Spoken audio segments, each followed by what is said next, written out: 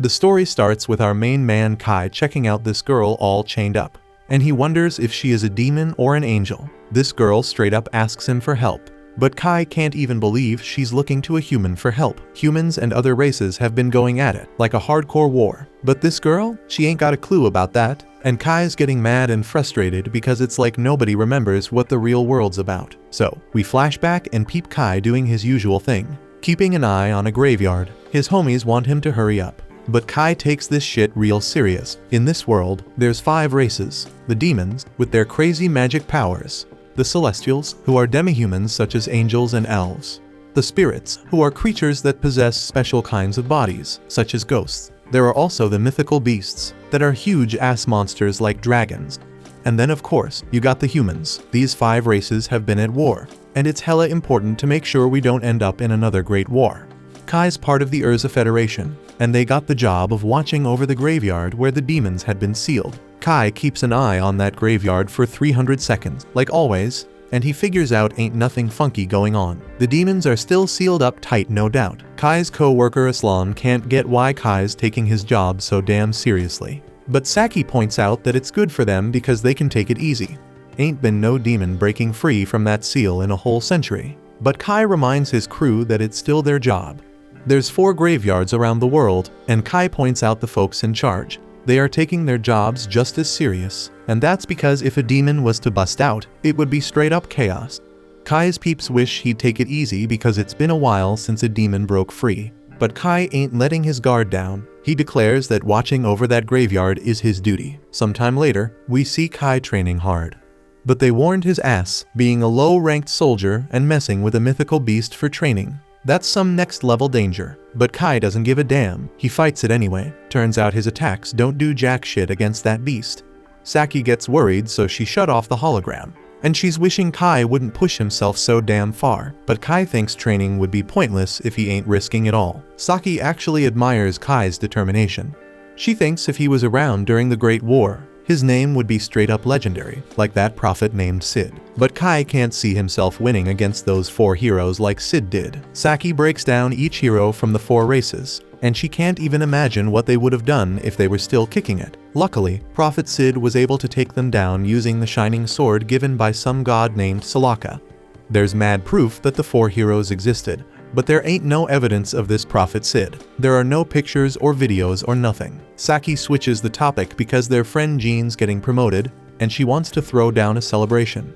Jean's getting transferred to headquarters at just 17, making her the youngest person ever chosen. She's a freaking elite among elites, so they gotta hook her up with more than just a bouquet, like Aslan suggested. Right then, Kai gets a message from Jean, and Aslan reads it out loud. Jean wants to meet up with Kai, but she wants them to keep it on the low from Saki and Aslan. Kai tries to play it off, saying the message ain't really from Jean, but it's too late. And Aslan's wondering if Kai got some secret thing going on with Jean. They try to dig for more info, but Kai just decided to go for a run. Next morning, Kai meets up with Jean, and he's glad she actually showed up on time because she is usually late as hell. She wonders why Kai is all dressed up when he is off duty. So he explains he just came from his morning self-training, something he does every damn day. Jean wants him to roll with her while she goes gift shopping, and she says she looking for presents for Saki and Aslan. She knows they planning to get her something, so she want to give them something back. Jean says she probably won't see them again, but Kai assures her she gonna be back as a cadet after her transfer in like 2 years. Jean predicting that by then, Saki and Aslan gonna be done with their military service and living civilian life. Only she and Kai gonna still be in the military grind.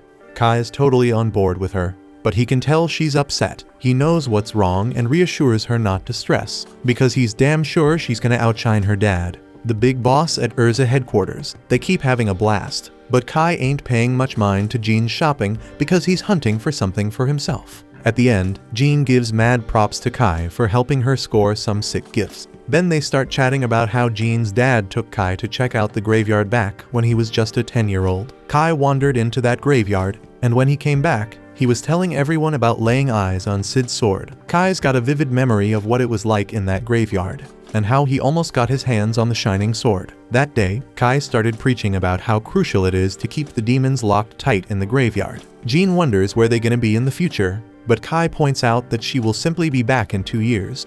But that ain't what she's getting at, because she's talking about what comes after. Jean wants them to make a promise for the future, but Kai starts freaking out because some weird shit starts going down. Jean is clueless about why he's acting all strange, and now Kai's wondering if he's the only one seeing this crazy stuff. Jean keeps chatting like nothing weird's happening, but Kai's straight up horrified as she gets sucked into a black hole. Then out of nowhere, a mysterious voice announces that the world's reincarnating and it's time to overhaul the whole damn thing. Few moments later, Kai snaps back, but finds himself in a dark and messed up world.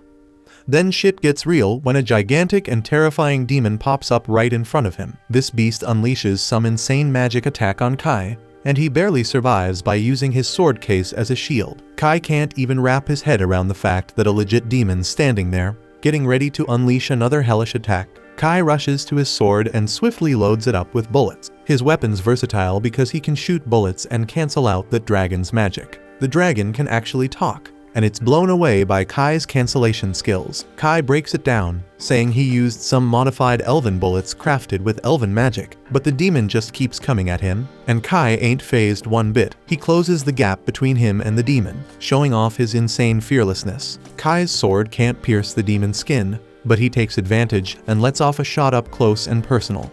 Exhausted as hell, Kai explains that the bullet he just used is a modified Drake bullet that mimics the breath of mythical beasts. It's his first time using it, but Kai's stoked to see that he's moving just like he does in training. He's feeling hella confident now that he knows he can actually take on real-life demons. Just then another demon shows up and starts talking smack about how it's laughable for a human to think it can take down demons.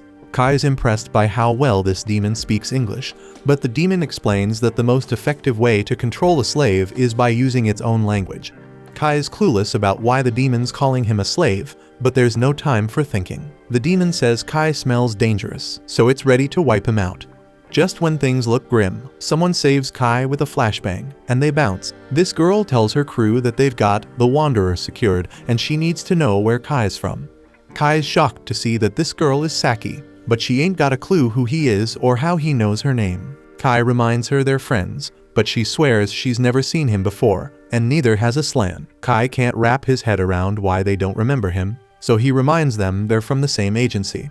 They look at him like he's speaking gibberish and explain they're just soldiers in the resistance. Now Kai's the one feeling lost and confused, so Saki starts spilling that they're with the human rebel army. This just causes more confusion to him, so he asks them to tell him everything about this world. Aslan and Saki think he's all messed up from facing a demon, assuming he's forgotten stuff. They try to help him remember, explaining there was a huge war between the 5 races, and humanity ended up on the losing side. Kai is shocked of course, because in his world humanity actually won. Aslan goes on to say that they lost the war over 30 years ago, and the other 4 races took over cities worldwide. And damn humans are struggling to survive, running and hiding like there's no tomorrow. The world's now ruled by the other races, and they stay fighting each other for turf. Aslan and Saki introduce Kai to Neo-Vashel, the human city. A group of humans snagged an underground spot that was still intact and flipped it into an underground city. The resistance holds it down, protecting the folks living there by going toe-to-toe with the other races. Kai wonders how the hell humans lost the Great War. But Aslan and Saki don't even gotta say it, it's pretty damn obvious. They point out how freaking powerful that demon he just saw was. They explain that they roll up on humans in groups, leaving them no chance to beat them. And on top of that, each race got a boss they call a hero, and these heroes are some seriously strong individuals. All this sounds hella familiar to Kai, so he starts wondering what the hell happened to Prophet Sid, humanity's damn savior. Kai can't believe his ears when they say they never heard of Prophet Sid. He tells them that Sid's supposed to be the hero who whooped the other race's asses. Aslan hits the nail on the head, saying if they had someone like that, they wouldn't be living underground like they are. Just then, the main crew rolls up, and Aslan explains there are multiple human cities around the globe with resistance groups in each one, all overseen by the main core. The resistance commander is someone who's saved countless lives, and Kai's jaw drops when he sees it's Jean, especially because everyone thinks she is a dude. Aslan and Saki introduce Kai to the commander, explaining his memories a bit foggy. Jean starts to leave, but Kai can't handle it all and stops her. He tries to jog Jean's memory about who he is and how they were just shopping a few minutes ago. Jean's clueless and assumes he's got her mixed up with someone else. Kai can't even comprehend that she straight up doesn't know who he is. so he straight up asks her why she fronting like a dude. Jean's hella shocked to hear that, and Kai reminds her about how she wanted to outshine her dad as his daughter. Some soldier named Phelan steps in and Jean decides to leave. Kai's new crew's worried about him, telling him to get some rest. That night Kai starts digging through some historical docs and realizes that the only records missing are the ones about himself and Prophet Sid. That's when it hits him. If Sid never existed and humans lost the Great War, then why the hell do the graveyards where the 4 races are sealed still exist? The next day, Kai asks Saki about the graveyards, but she's got no clue what he's talking about. Aslan lets Kai borrow the car, which pisses off Saki, but Aslan says it was just instinct. Kai pulls up to the graveyard and thinks about how it's his first solo trip. He's tripping out when he sees that the blockade stone is gone, so he enters. The darkness fades into light, and Kai's jaws drop when he lays eyes on the shining sword just chilling there. This straight up proves to him that the legends about Sid gotta be true. Kai grabs the sword from the mantle, and a loud voice hands him the world coordinate key, calling it the code holder. Suddenly, a massive shiny door opens in front of him, and Kai hears a girl screaming for help. Kai's mind is blown because he ain't in the graveyard no more, so he climbs up some big-ass stairs. At the top, he sees a whole bunch of chains keeping just one girl locked up. Her wings look like a mix of demons and angels, and the hot girl begs Kai to set her free from those damn chains.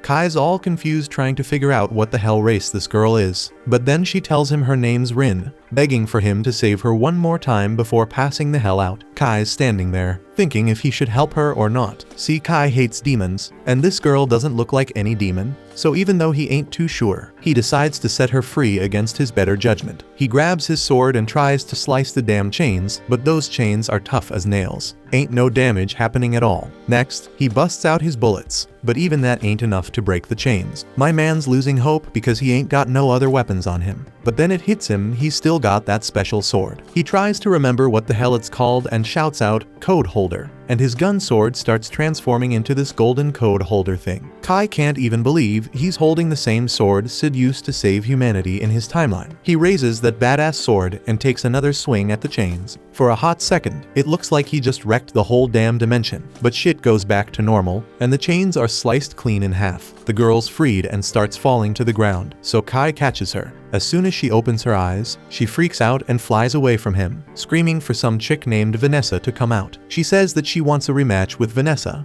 and ain't fair for her to send some weak-ass demon to try and kill her. But before Kai can explain that he ain't a demon, Rin's already launching attacks at him because she hates demons. He manages to dodge the first attack like a boss, but he can't escape the second energy blast she throws his way. And now he's starting to regret helping her. But just as that blast's about to hit him square in the face, he remembers something the system mentioned about the code holder being able to break fate itself. So he grabs that code holder and slashes that magic ball in half. The magic disappears, leaving Kai and Rin both shocked because no way in hell could a measly demon block her attack. Finally, Kai spills everything and tells her straight up that he ain't a demon. He asked her where the hell she even got that idea because he ain't has no wings or tail, so clearly he is just a damn human. Rin realizes she messed up big time, so she apologizes for mistaking Kai for a demon and attacking him suddenly. But she has this deep hatred for demons, so whenever she sees one, it's all about that violence, no questions asked. Luckily, Kai hates demons too,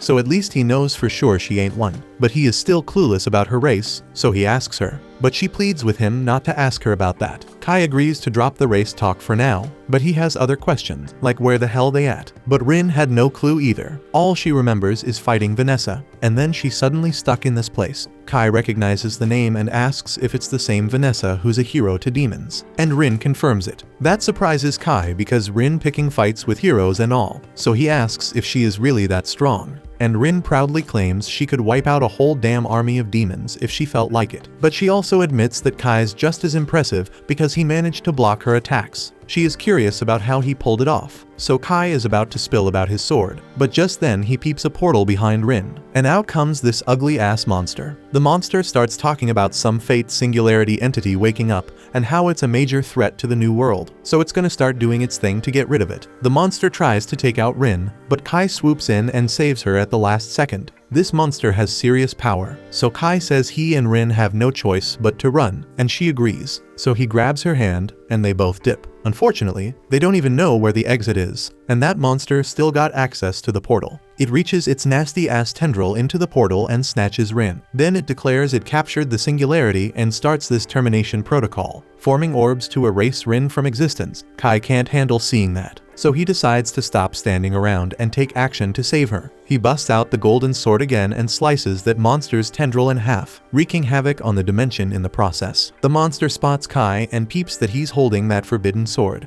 but it can't wrap its head around why the hell the sword's here or how a human like Kai got his hands on it. Now that Rin's free, Kai ain't sticking around to find out what the monster's planning. He grabs Rin and jumps through that hole in the dimension, taking them back to the graveyard on Earth. Kai's a bit confused, but he's relieved they made it out in one piece. Rin's feeling hella relieved too because she was scared shitless she might kick the bucket. This is the first time anyone's ever given a damn about helping her out. Her whole life, all the other races have been telling her she ain't one of them, and the demons have been the cruelest, always calling her an abomination. That's why Rin got into that massive fight with Vanessa. Kai tries to comfort her, saying he knows how she feels because all his friends don't remember him no more. He feels like he's all alone in this messed up world. The history he remembers is one where humans won the Great War of the 5 races, but in this world, demons seem to be taking over the human cities. Rin's a little confused because she doesn't remember demons ever getting the upper hand against humans. In fact, around the time she fought with Vanessa, humans were starting to kick demon ass, and the demons were whining about it being because of the human hero. Kai gets all hyped and asks if Rin remembers Sid,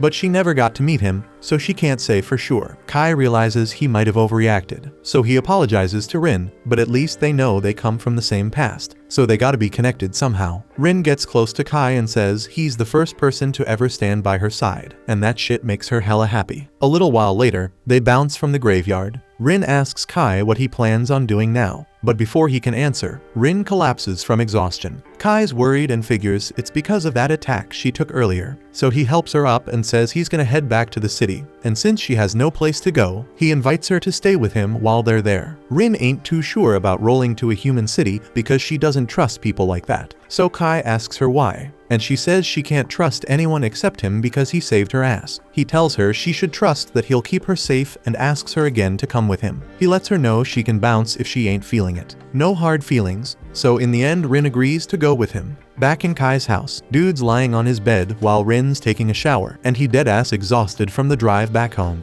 Rin had never been in a car before, so she was freaking out the whole time, and nearly making him crash left and right. Lucky for her, she hid her wings, so once they got here, nobody could tell she ain't human. But her weird behavior still got folks on edge. She even tried to throw down with some magic at one point, and Kai had to hold her back. But he gets why she is so cautious because she is around a bunch of strangers. Then Kai's attention turns to his sword. He ain't even noticed when it went back to normal, so he grabs it and is about to say code holder to see if he transforms again. But before he can do that, Rin comes running out of the shower, begging for help because she can't figure out how to turn off the damn water. Kai tells her he'll help, but for now, he can't look because she ain't wearing any clothes. Once the shower's off, Rin gets dressed and starts talking about how humans got all the good shit. Even with their messed up society, they still got that warm ass water to shower with, while Rin had to bathe in a damn waterfall. And also humans got the soft beds too, but on the surface, everything's destroyed. So she finally gets that Kai wasn't messing around when he said demons took over the city. Kai had his doubts at first, but meeting Rin confirmed he ain't losing his mind. Now he knows for sure they are in a world where the race war results got messed up. The real history is the one where Sid became the human hero,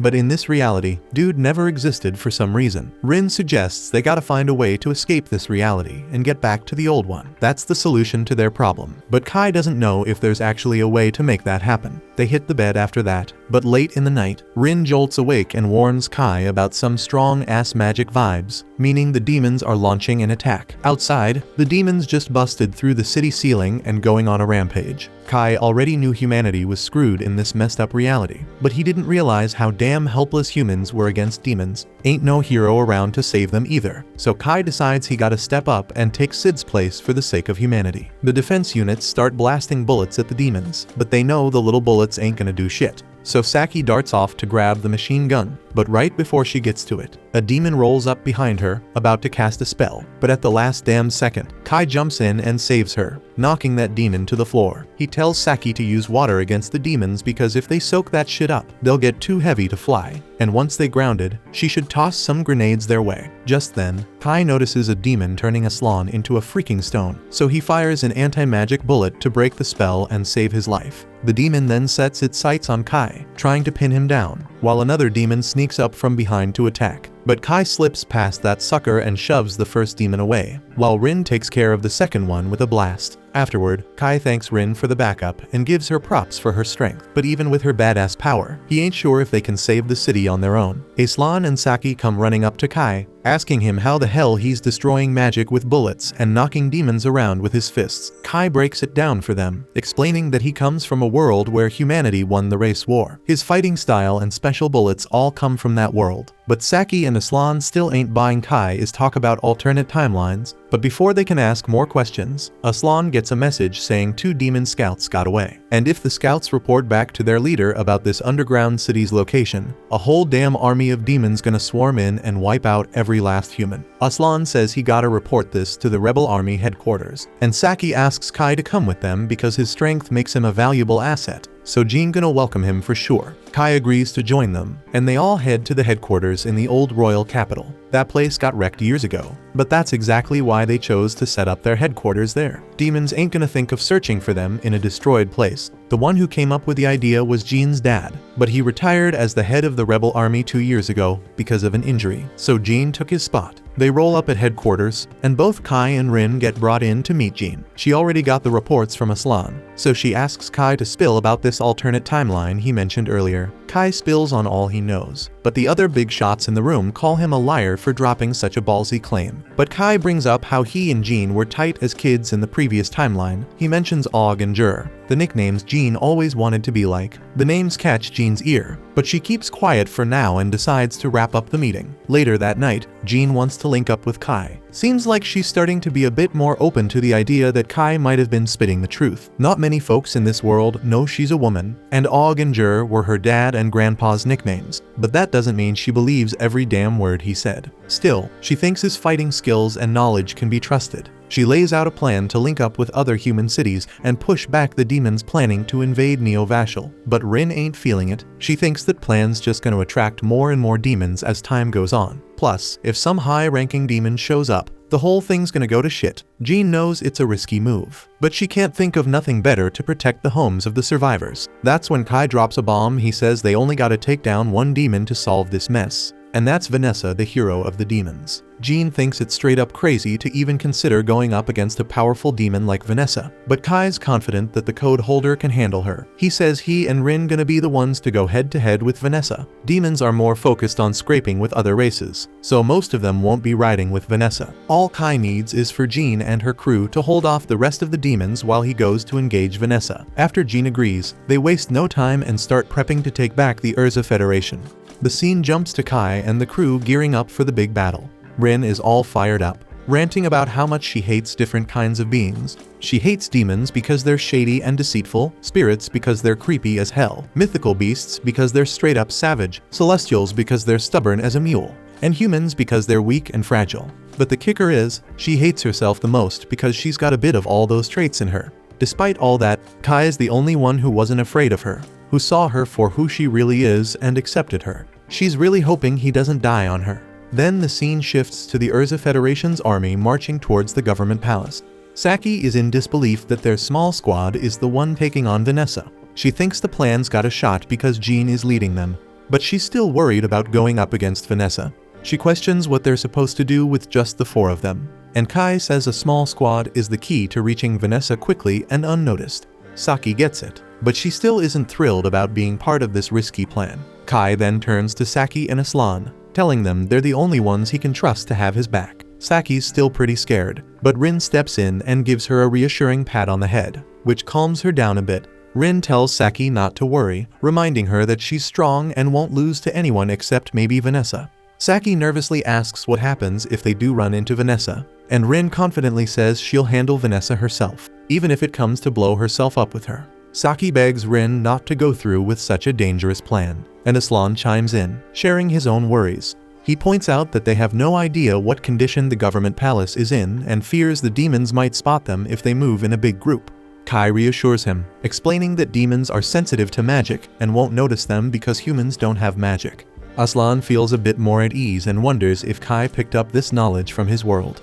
Kai observes that Aslan seems pretty calm, but Aslan admits his hands are actually shaking. He adds that if they manage to defeat the demons, they'll be famous worldwide and might even get some rewards. Kai tells him that he's more reliable than the Aslan he used to know and says he's counting on him. They then arrive at their destination, ready for whatever comes next. Jean gives a speech to boost the morale of the soldiers. She knows some of them might be worried because of the short preparation time, but she reminds them how long they've been fighting. She tells them all that fighting was just the build-up for today. They've only been nurturing their spirit and will to fight for so long, but now it's time to strike back and make their voices heard. They head into the capital through an underground passage, and Kai is shocked to see the government palace in ruins. The demons patrolling the palace spot them and attack with ice magic. Kai dispels the magic with his bullet and takes out the demon with his sword. More demons show up, and Rin uses her magic to wipe them all out at once, but Kai pretends one of his bullets did it. Aslan and Saki are surprised to see he has a bullet this powerful, and Kai tells them it's his strongest bullet. He then asks Rin if she can sense Vanessa, and she finds out Vanessa is on the top floor. Kai tells Jean he'll go look for the demon hero, starting with the top floor on the north side. Jean says she'll go with him part of the way, but Phelan informs them the stairs on the north side are collapsed, so they should use the ones on the south side. Jean understands and orders a group of soldiers to stay put and not let any demons into the government palace. She orders another group to rescue the prisoners from underground, and her group takes the emergency stairs on the south side. On the way, Phelan asks Kai about the lightning attack from earlier, realizing he wasn't responsible since she never saw him pull the trigger, and she figures out it was Rin's doing. Jean then asks Kai if he's still up for fighting Vanessa alone, and he says he is. She then informs him the demons should be gathering soon, and Rin then notices an imp summoning a large demon on their way up.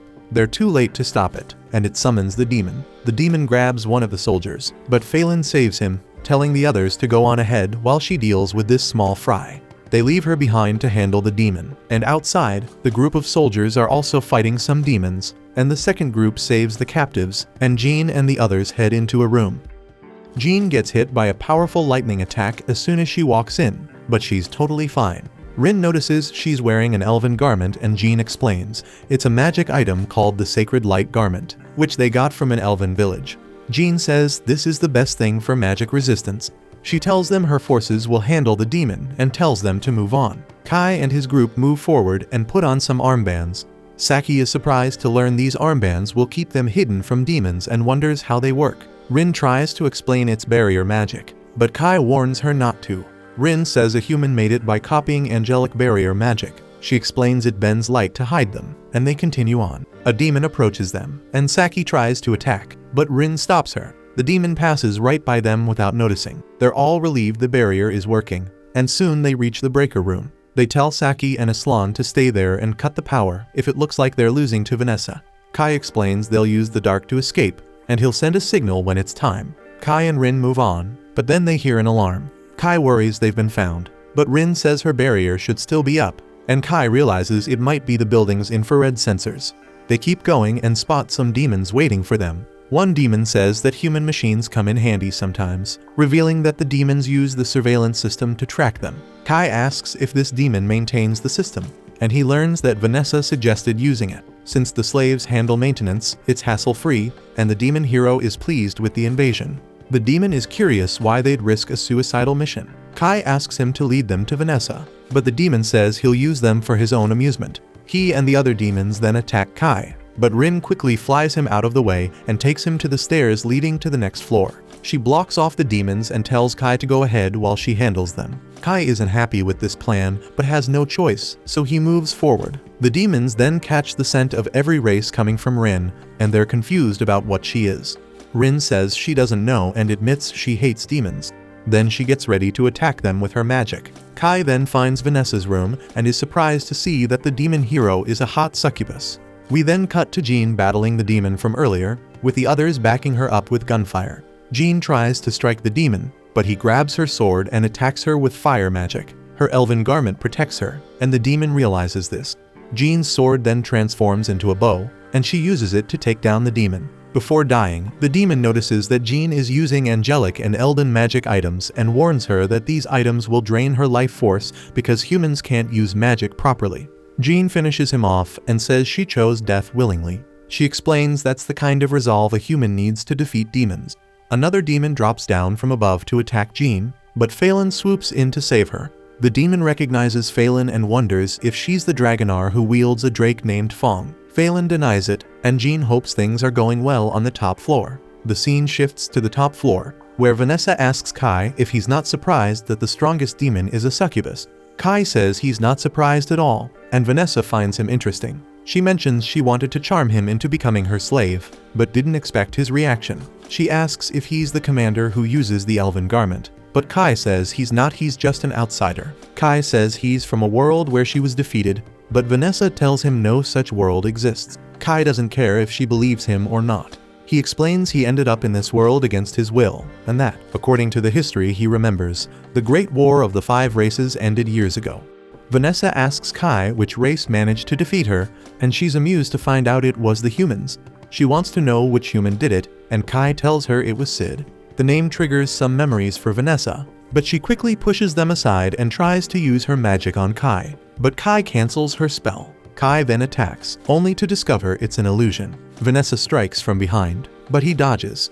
She notices his weapon is unusual and realizes it must be from his old world. Kai asks if she believes him now, but she dismisses him as arrogant and hits him with a powerful flame spell. He deflects the attack, surprising her. Vanessa then unleashes a spell meant to destroy any race.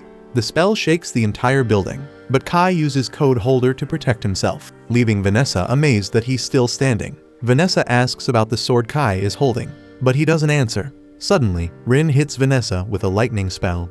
Kai sees that Rin is badly hurt from her earlier fight with the demons. She explains she got scared when the building shook, thinking Kai might be dead, so she came to check on him. Rin challenges Vanessa to fight her, but before she can, the monster from earlier appears through a portal and binds Vanessa. The monster notices strange changes in Vanessa and realizes she's been affected by the forbidden word. It tries to exorcise Vanessa from this world, but she manages to break free and recognizes the monster as one of Alfreya's servants.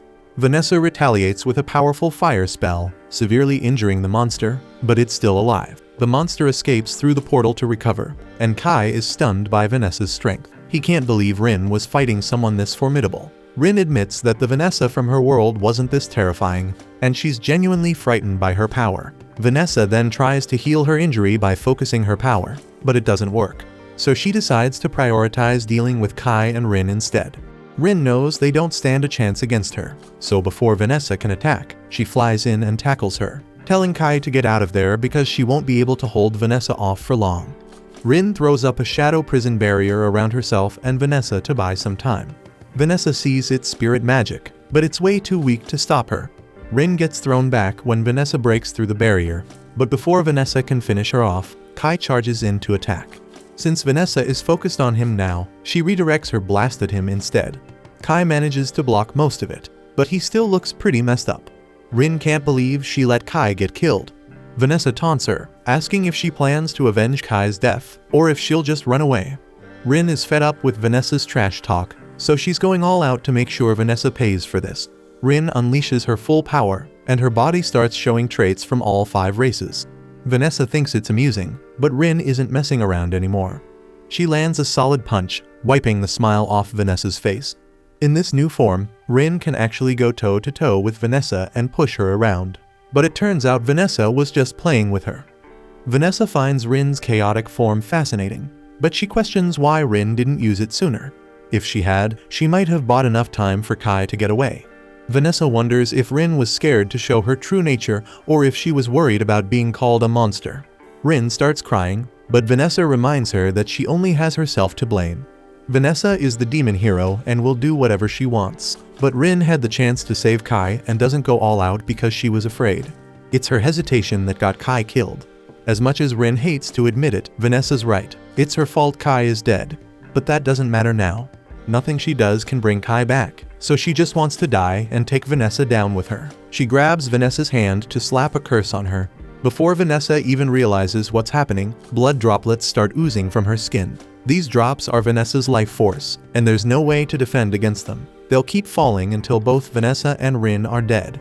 Normally, this would be game over for Vanessa, but she's still got a card to play. Suddenly, Rin collapses, and Vanessa explains that even though the curse can't be blocked, its power depends on the caster's magical strength. Rin usually would have had enough magic to make it work, but they're in Vanessa's base, and she had set up some major countermeasures for attacks from other races.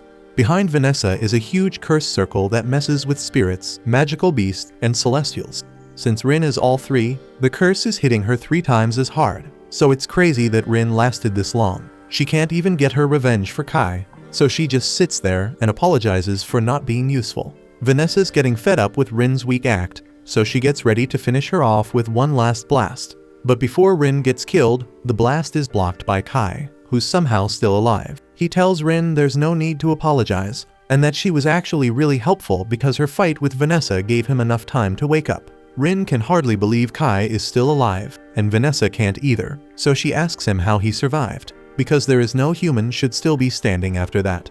Kai remembers using the code holder to protect himself from the blast, which is the second time it saved his life in this fight, but he keeps that to himself and just gets ready to face Vanessa. Vanessa's pissed that Kai would dare challenge her, so she reminds him he's just some trash who survived by luck.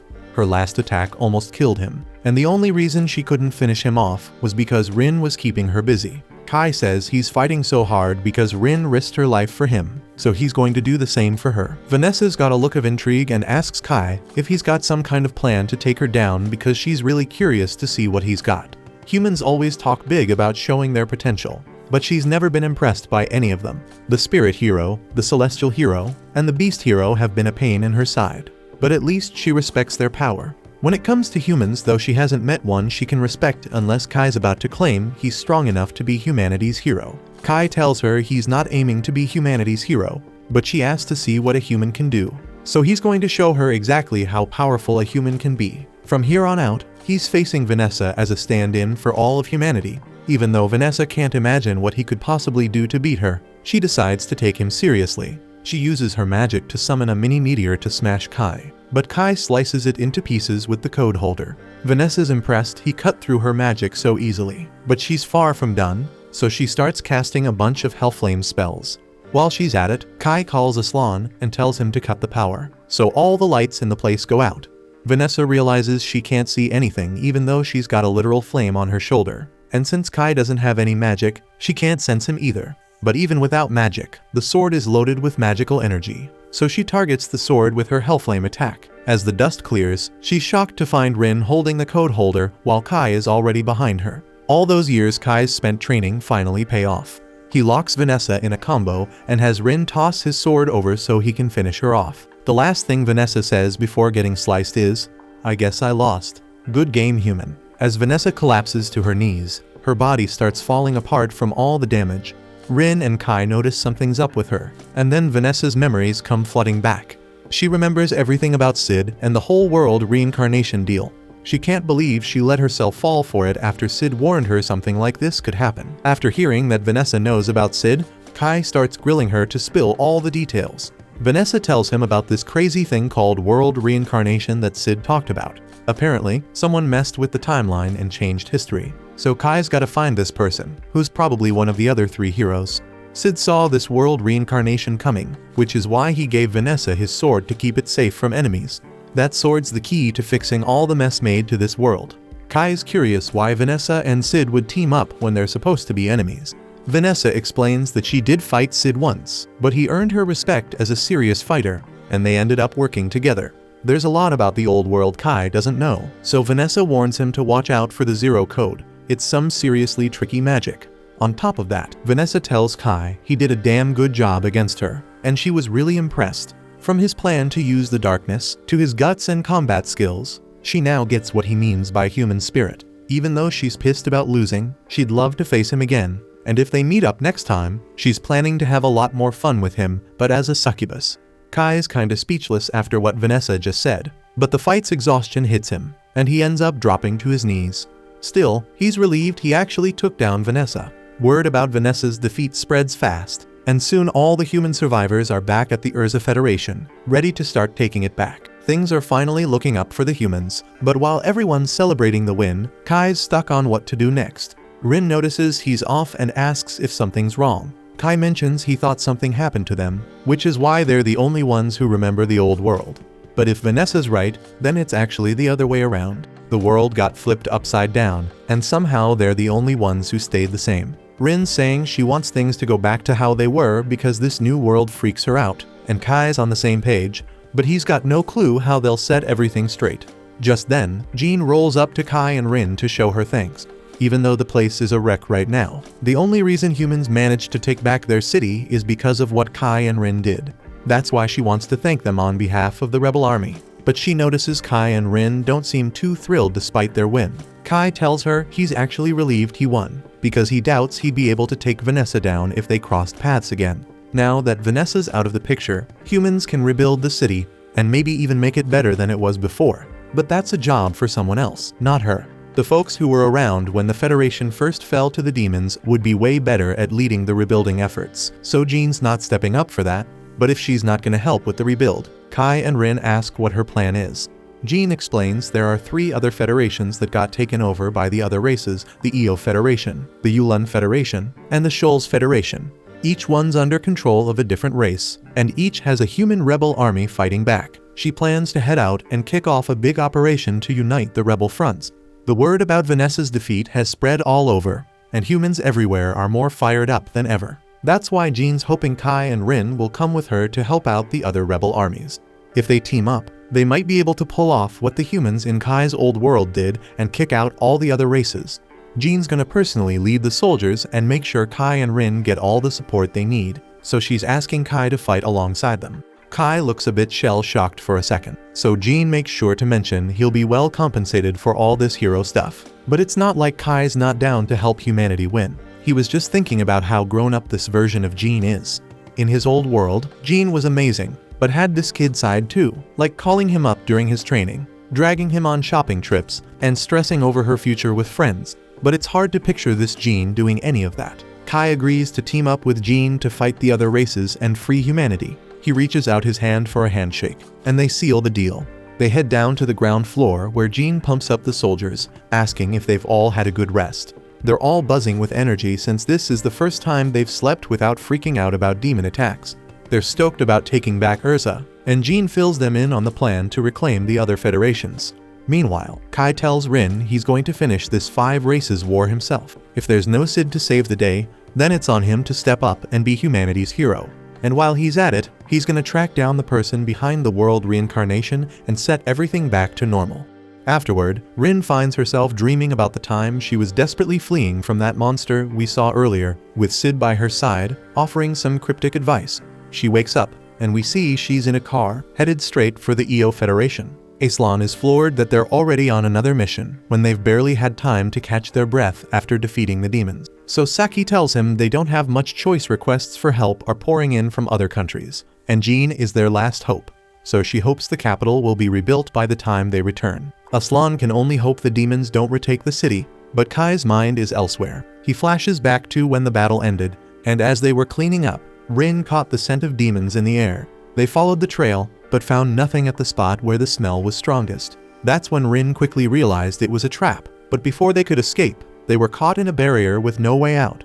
That's when Vanessa's sister showed up, launching an attack, but the badass Kai cut through her assault with Code Holder. She then made another move, but Rin shut her down, and Kai asked her straight up what she wanted. So she casually introduced herself as Heinmerl the Succubus, and Kai immediately felt the heavy pressure she was giving off just as intense as Vanessa's.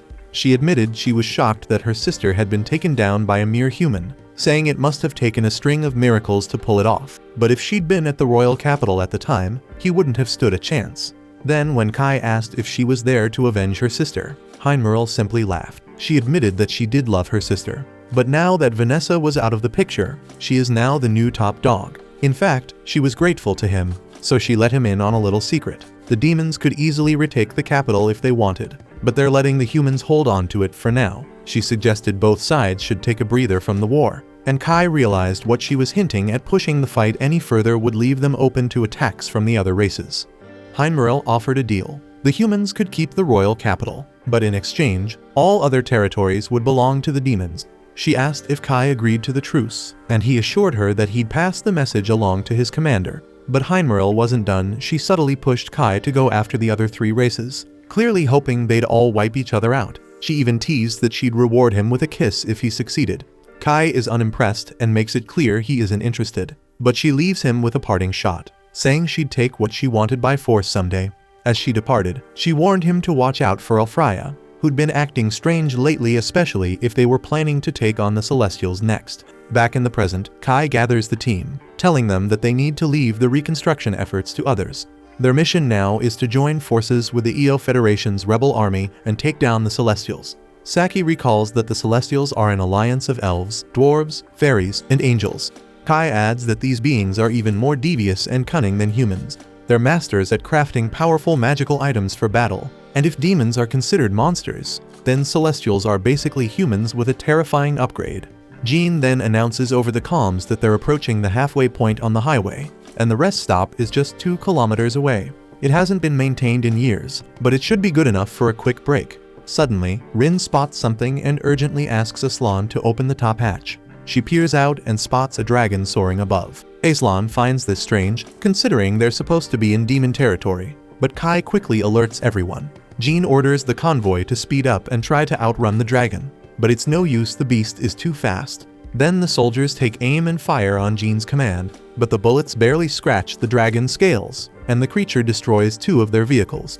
Then Rin unleashes her lightning magic on the dragon, while Kai plays it off as one of his shots, and together they manage to drive the creature away. Jean then orders all vehicles to stop and tend to the soldiers who were attacked by the dragon.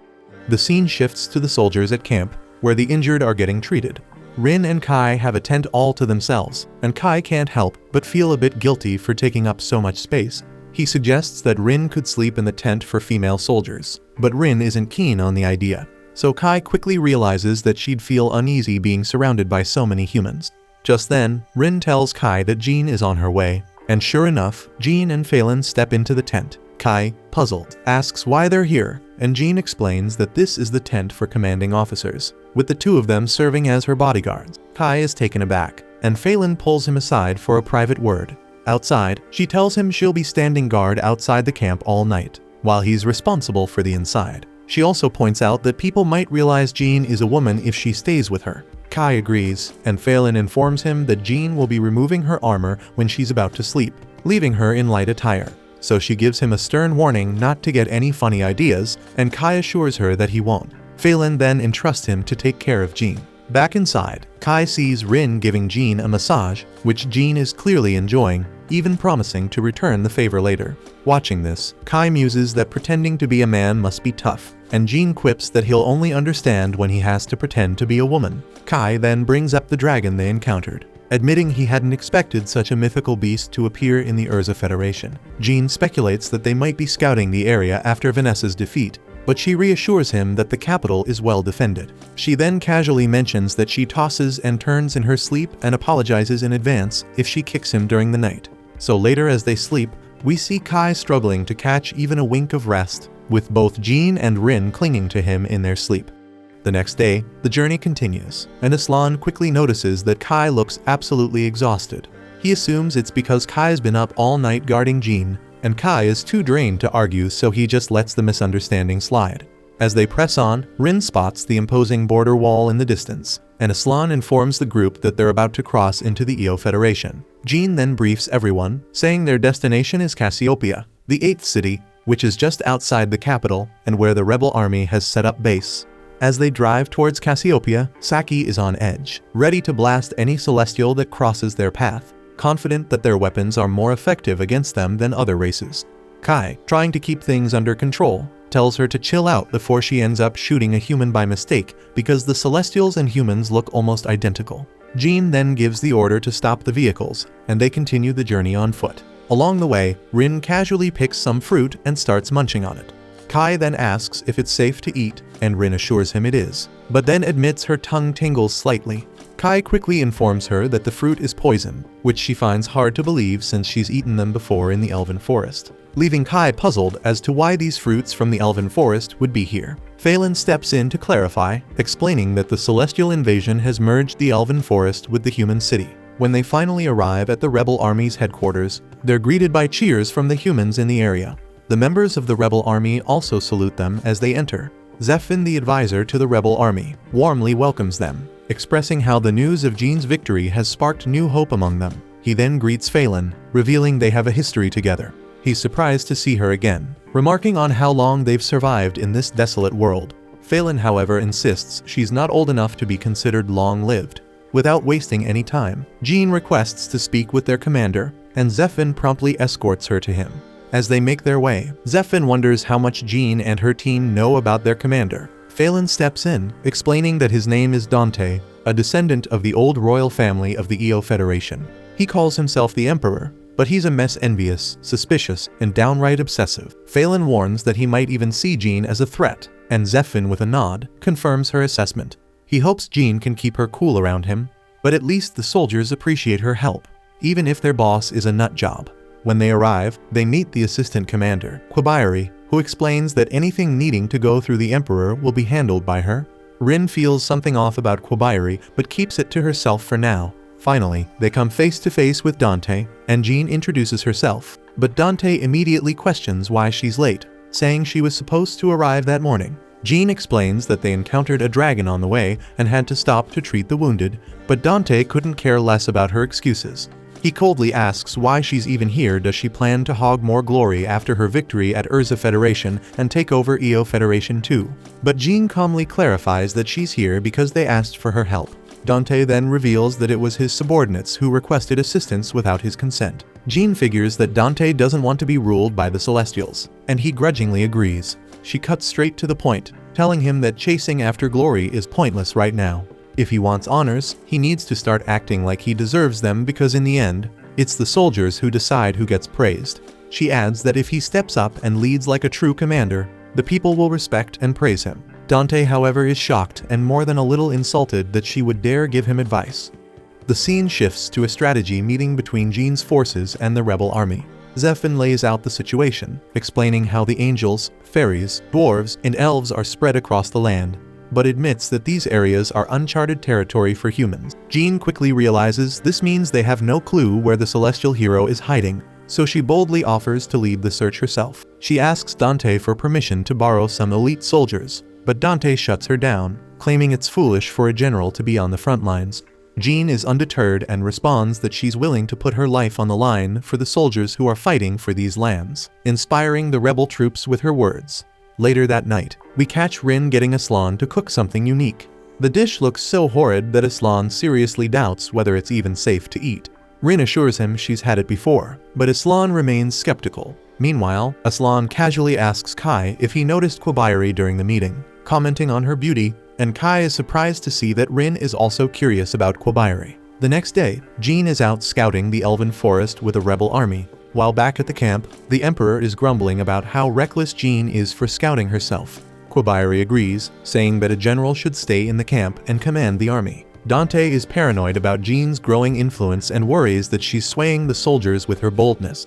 Quabayari, however, reassures him that there's no need for the Emperor to worry about this, so he says that Quabayari is the only true subordinate to him, and Quabayari secretly smirks at how gullible Dante is. When Jean returns from her scouting mission, she immediately starts drafting a map based on her findings. Kai notices that Phelan was worried sick about Jean, and when Jean brushes it off, Phelan's anger bubbles up, and she warns Jean that a serious lecture is coming her way later.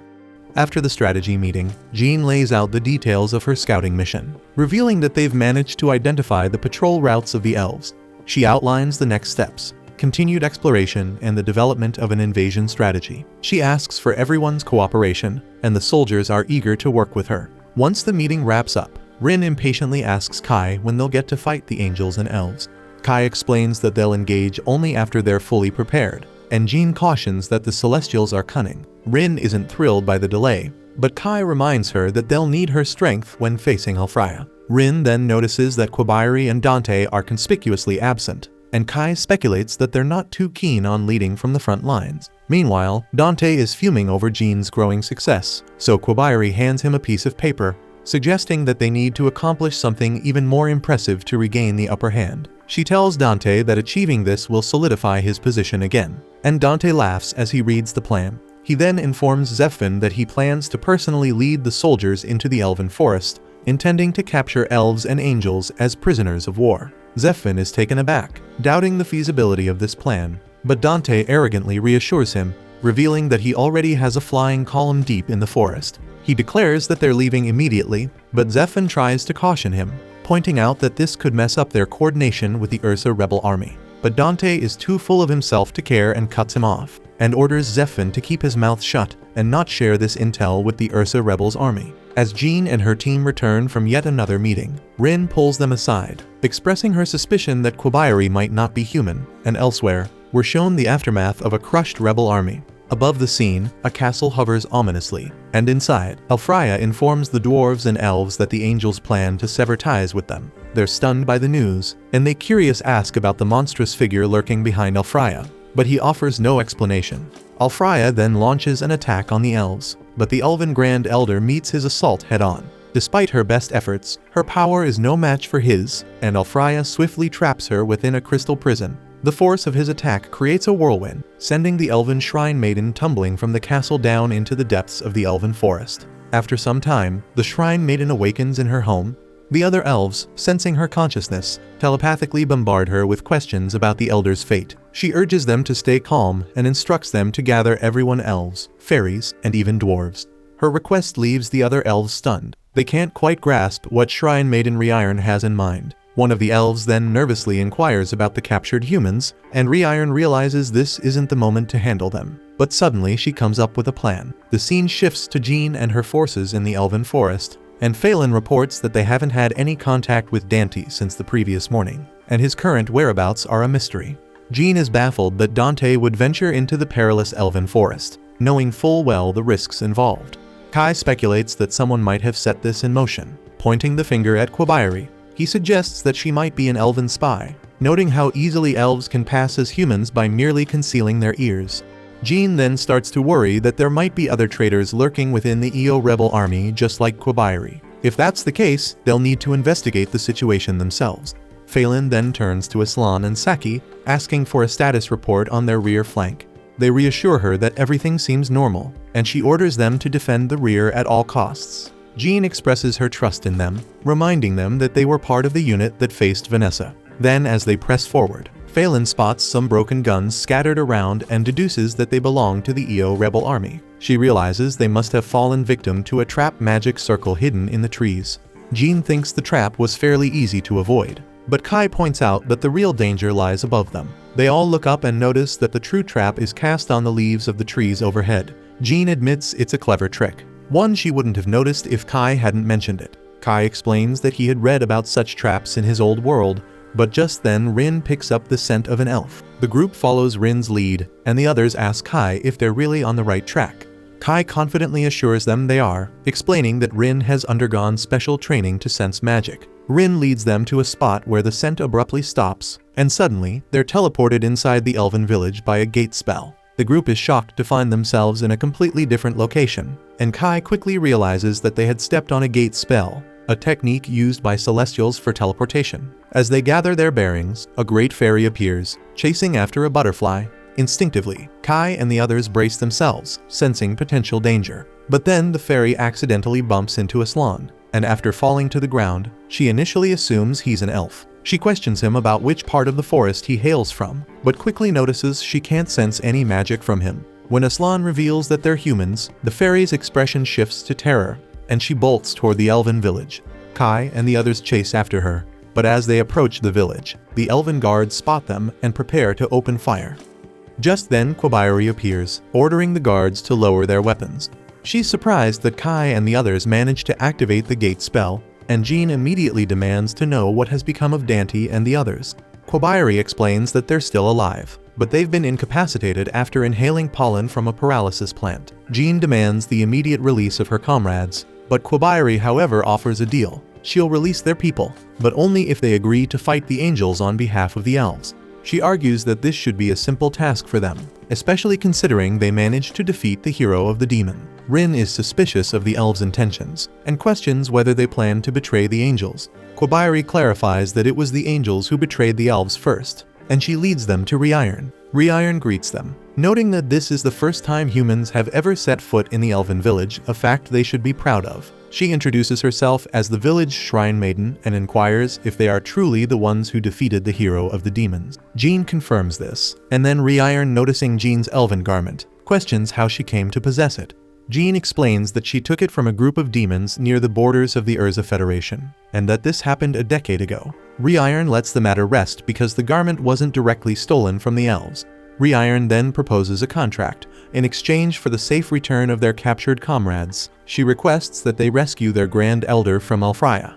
Kai is taken aback to hear that the hero of the Celestials, Alfraya, has captured their Grand Elder. Reiron sighs, explaining that Alfraya has changed dramatically. She recounts how he used to be warm and gentle, but recently he demanded that the elves, dwarves, and fairies bow down to the angels, a demand they simply couldn't accept. In response, Reiron and the Grand Elder approached him on behalf of the other races, but instead of hearing them out, he captured the Grand Elder. She offers to provide some guidance for the mission, but makes it clear that the actual task of rescuing the Grand Elder will be up to Kai and his team. So Kai quickly realizes that the elves are trying to avoid direct conflict with the angels. Phelan, ever cautious, demands proof that Reiron's story isn't a trap, and she points out that if they blindly follow her, their team could be annihilated by ambushes from both the elves and the angels. Quabayari, determined to prove their sincerity, offers her life as collateral, volunteering to accompany them to the angels' palace. She states that they can kill her at any point if they suspect treachery, but Phelan dismisses this offer. Phelan argues that Quabayari's life isn't worth the 6 of theirs, nor the 20 hostages they have. She demands either more lives on their side, or a more valuable life to wager. Reiron, seeing the seriousness of Phelan's request, agrees to accompany them herself. Quabayari immediately advises against this, but Reiron insists. She calmly states that if Jean and her team feel something is amiss, they are free to take her life. Jean agrees to these terms, though Quabayari continues to caution Reiron. However, Reiron is resolute and explains that as the leader, it's her duty to take this risk, and if they do nothing, it would be akin to accepting the angels as their masters. So her decision is final. Reiron adds that if the humans fail and anger Alfraya, her life will be the perfect sacrifice. She emphasizes that they must avoid triggering a civil war among the Celestials, so she orders the dwarves and fairies who have been eavesdropping to stand down and return to their posts. Once they leave, she invites the humans to sit down, promising to explain the situation in full detail. As night falls, Kai stands watch, while Rin sleeps peacefully nearby. Reiron then approaches him, and she seems puzzled by human behavior, questioning why they insist on staying awake at night, especially with a fire blazing a clear beacon to any potential threats. She assures him that she has no intention of attacking them in their sleep until the contract they've made is over, and Kai is a bit relieved hearing this. Reiron is curious and says that she's heard that Kai and Rin took down the hero of the demons, so she pointedly asks if that same power will be enough to defeat Alfraya. Kai wonders if Reiron wants him to kill Alfraya, and Reiron makes it clear that they definitely will face Alfraya if they go to the Angel Palace. And if his power that defeated Vanessa isn't enough, they're all as good as dead, and Kai understands. She then warns him with a steely resolve that if he dares to run from the fight, she won't let him leave this forest alive. And he knows this. Trying to shift the conversation, Kai asks if she knows a human named Sid, but Reiron says she never heard of him before walking away. Left alone, Kai ponders whether Alfraya might have the answers he seeks, remembering what Vanessa told him about the 4 heroes potentially holding clues about world reincarnation. The next morning, they prepare to enter the Angel's Palace. Saki tries to contact their headquarters, hoping their messages are getting through. Kai then turns to Reiron asking if the Angel Palace is indeed located above the tree they're near, and Reiron explains that there are several floating fortresses, but the one regarded as the true Angel's Palace is directly above them. She then activates a gate to transport them to the palace, and Kai immediately notices the gate's double-layer activation, a sophisticated defense mechanism. He wonders if it's designed as a countermeasure against humans, but Reiron dismisses the idea, saying that humans are too weak to warrant such precautions. It's the other races they're concerned about. Kai isn't surprised by the Celestials' arrogance, seeing the same underestimation that the demons had shown, so he suspects that most of the Angels' forces are likely stationed at the borders, guarding against threats they consider worthy. Reiron agrees with him, and she thinks that Kai really managed to defeat the hero of the demons. They teleport to the Angel's Palace and are immediately hit by a foul stench, a mix of burning flesh and decay. Then they see smoldering angels, but Reiron quickly assesses that these angels are still alive. She's baffled, trying to figure out who could have done this, While Kai quietly thinks this chaos might actually play in their favor, they press on, teleporting to the next floor, where Phelan remarks on their luck to have an elf guide. Without Reiron, entering a place like this would have been nearly impossible, but their progress is cut short when they're suddenly attacked by an angel named Vicious. Reiron is shocked to see her, recognizing that she too has turned against them. Vicious coldly declares that she's merely a servant of Ulfraya, acting on his orders. Reiron then asks if Vicious is the one who attacked the angels outside, but Vicious replies that it was Ulfraya himself who did it, punishing them for their disobedience. She then reveals that the execution of the Great Elder of the Elves is imminent, intended as a brutal message to all other races that they are inferior to the angels. Then as she moves to strike, Kai swiftly counters, and Phelan, Aslan, and Saki engage her in battle. Phelan urges Jean and the others to keep moving while they hold off Vicious, and with a quick nod, they rush ahead. On the next floor, they encounter an angel knight named Raffaello. Rin steps forward to face him, telling the group to continue without her. Kai hopes that she will catch up to them after she defeats him, and they leave.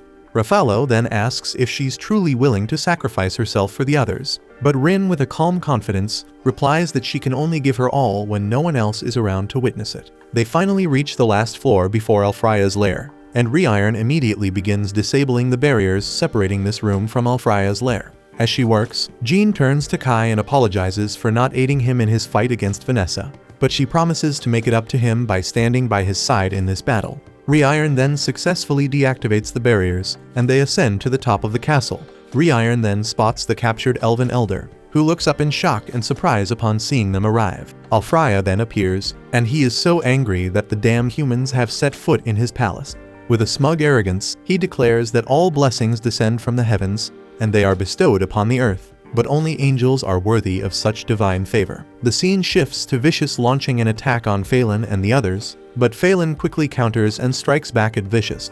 Vicious then realizes that Phelan's sword is forged from Drake's fang, and she remarks that she's heard the power of a drake erupts with impact. Phelan is taken aback by Vicious's knowledge, and Vicious nonchalantly explains that the Celestials excel at creating such magical items, so it's only natural they'd know. Phelan retorts that their lord is trying to enslave the very Celestials who create these items, and she thinks he must be pretty damn arrogant. But Vicious coldly tells her that mere humans can't even begin to comprehend their lord's intentions. We then cut to Rin battling Raffaello, and Raffaello is buried under a pile of rubble, clearly stunned that Rin was able to shatter his divine guard so easily. He acknowledges that she's a real threat, but Rin knows her attacks aren't doing much damage. She can't stand how calm and collected he is, and she thinks all angels are the same, always looking down on others.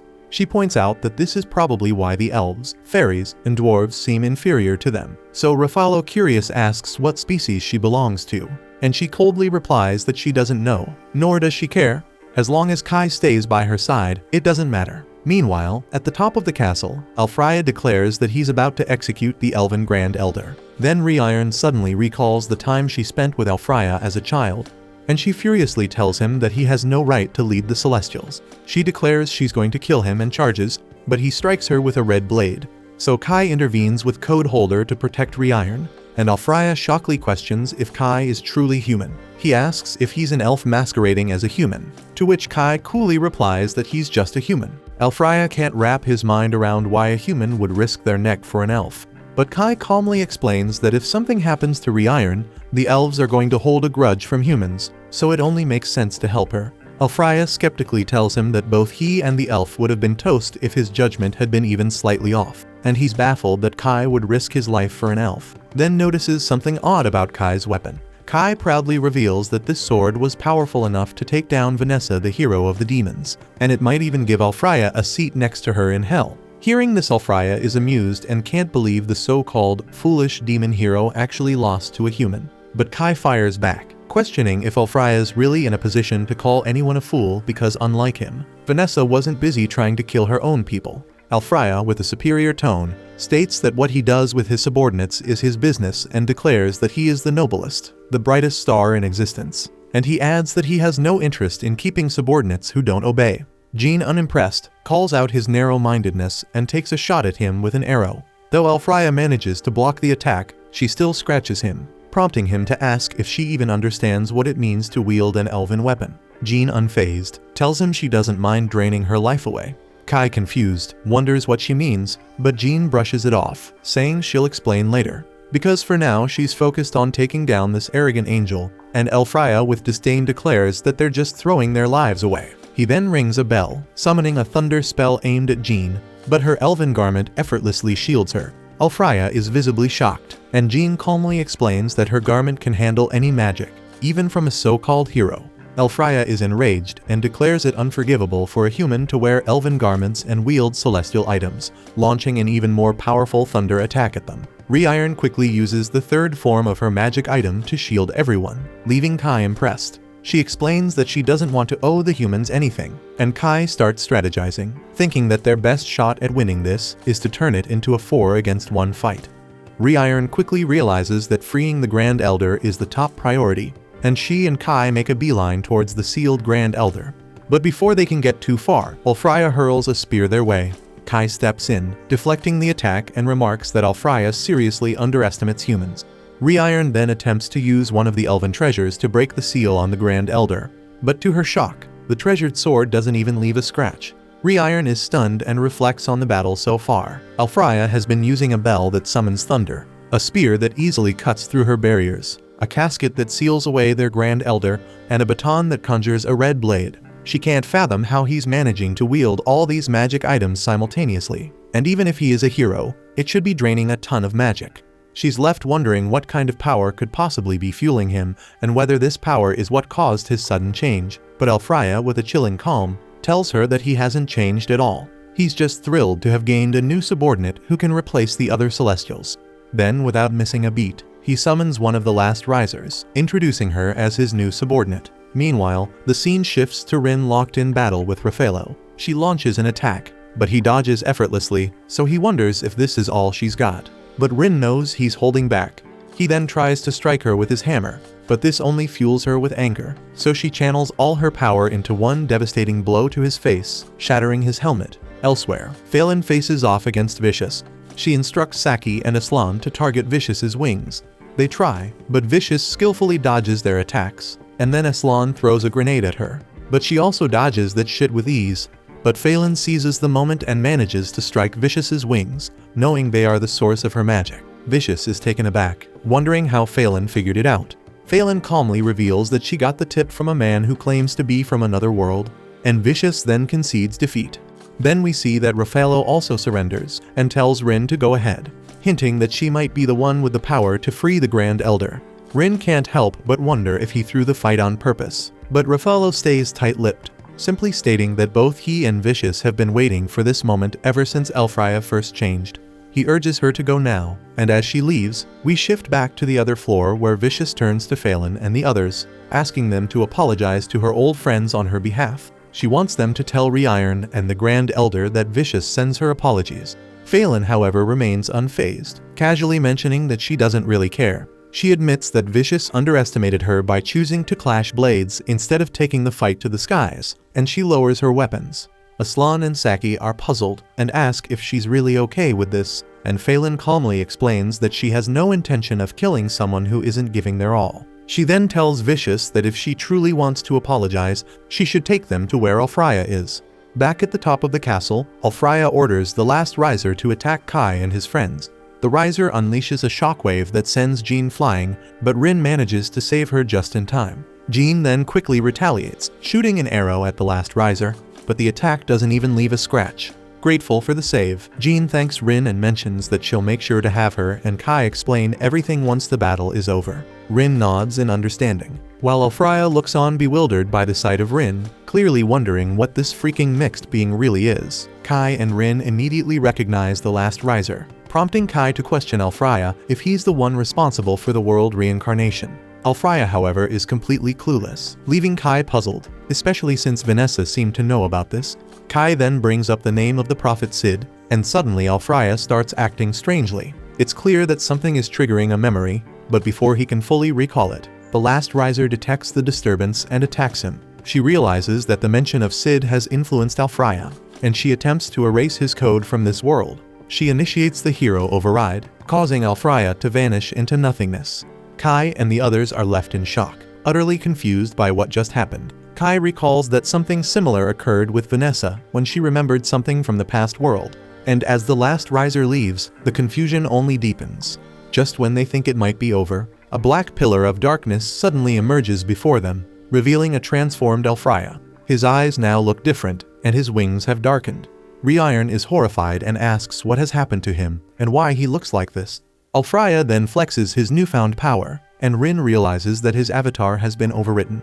Kai recalls that when the world changed, he had heard it was being overwritten. So now he understands that what happened to the world has also happened to a hero. Alfraya declares with arrogance that he's the only important being in the world, the sole existence within the heavens. In his twisted mind, this justifies his plan to incinerate everything else. He unleashes a devastating fire spell at Kai and the others, and Rin bravely blocks the attack, but her barrier shatters under the pressure. The blast severely injures Rin, and also leaves the others wounded, while Reiron is shocked that Alfraya just cast powerful magic without using any magic items.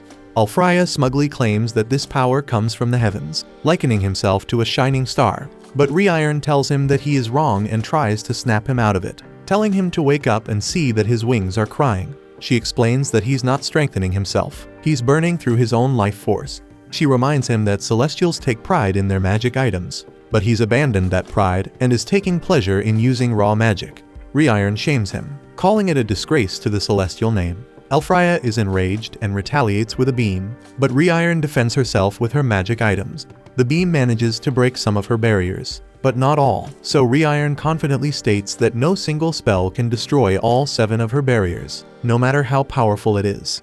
Alfraya undeterredly uses his sword to smash through the remaining barriers and slashes Reiron. She's stunned that her defenses crumbled so easily, and Kai steps in before Alfraya can finish her off. He tells Alfraya that Reiron once looked up to him, holding on to the hope that he would return to his senses. But Alfraya coldly dismisses this, saying he has no intention of entertaining the fantasies of the weak. And Kai is disgusted by the selfishness dripping from Alfraya's words. Alfraya sneers that a mere human like Kai could never understand, but Kai fires back, stating that he understands perfectly. Alfraya is no longer the figure Reiron once admired, nor is he the leader of the Celestials. He's just a hollow imitation, a twisted shadow of the hero he once was, so Kai decides it's time to end him.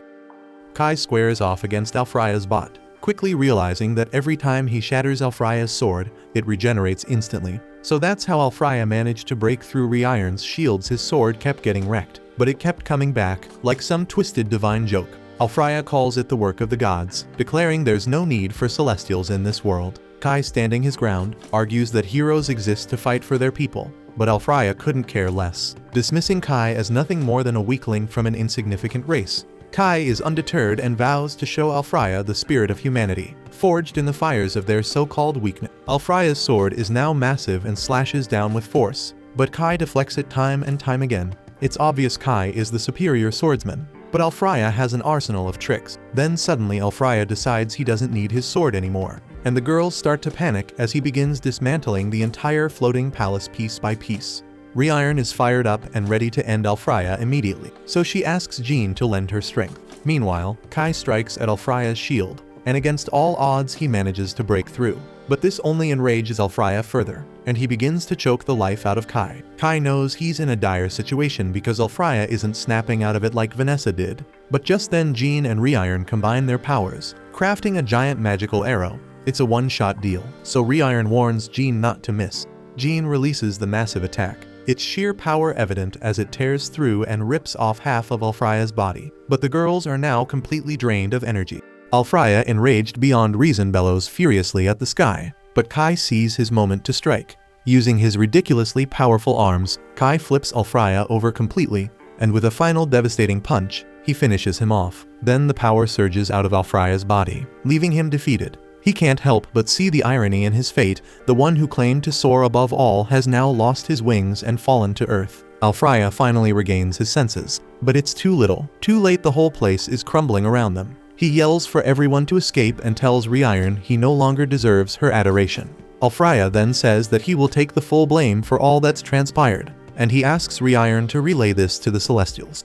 Kai then thinks that this situation feels like deja vu from what happened with Vanessa, and Alfraya reveals that Sid had entrusted him with a cryptic message. Sid had spoken of something that was supposed to exist, though Alfraya admits he has no idea what Sid meant. but it was clear Sid was deeply frustrated.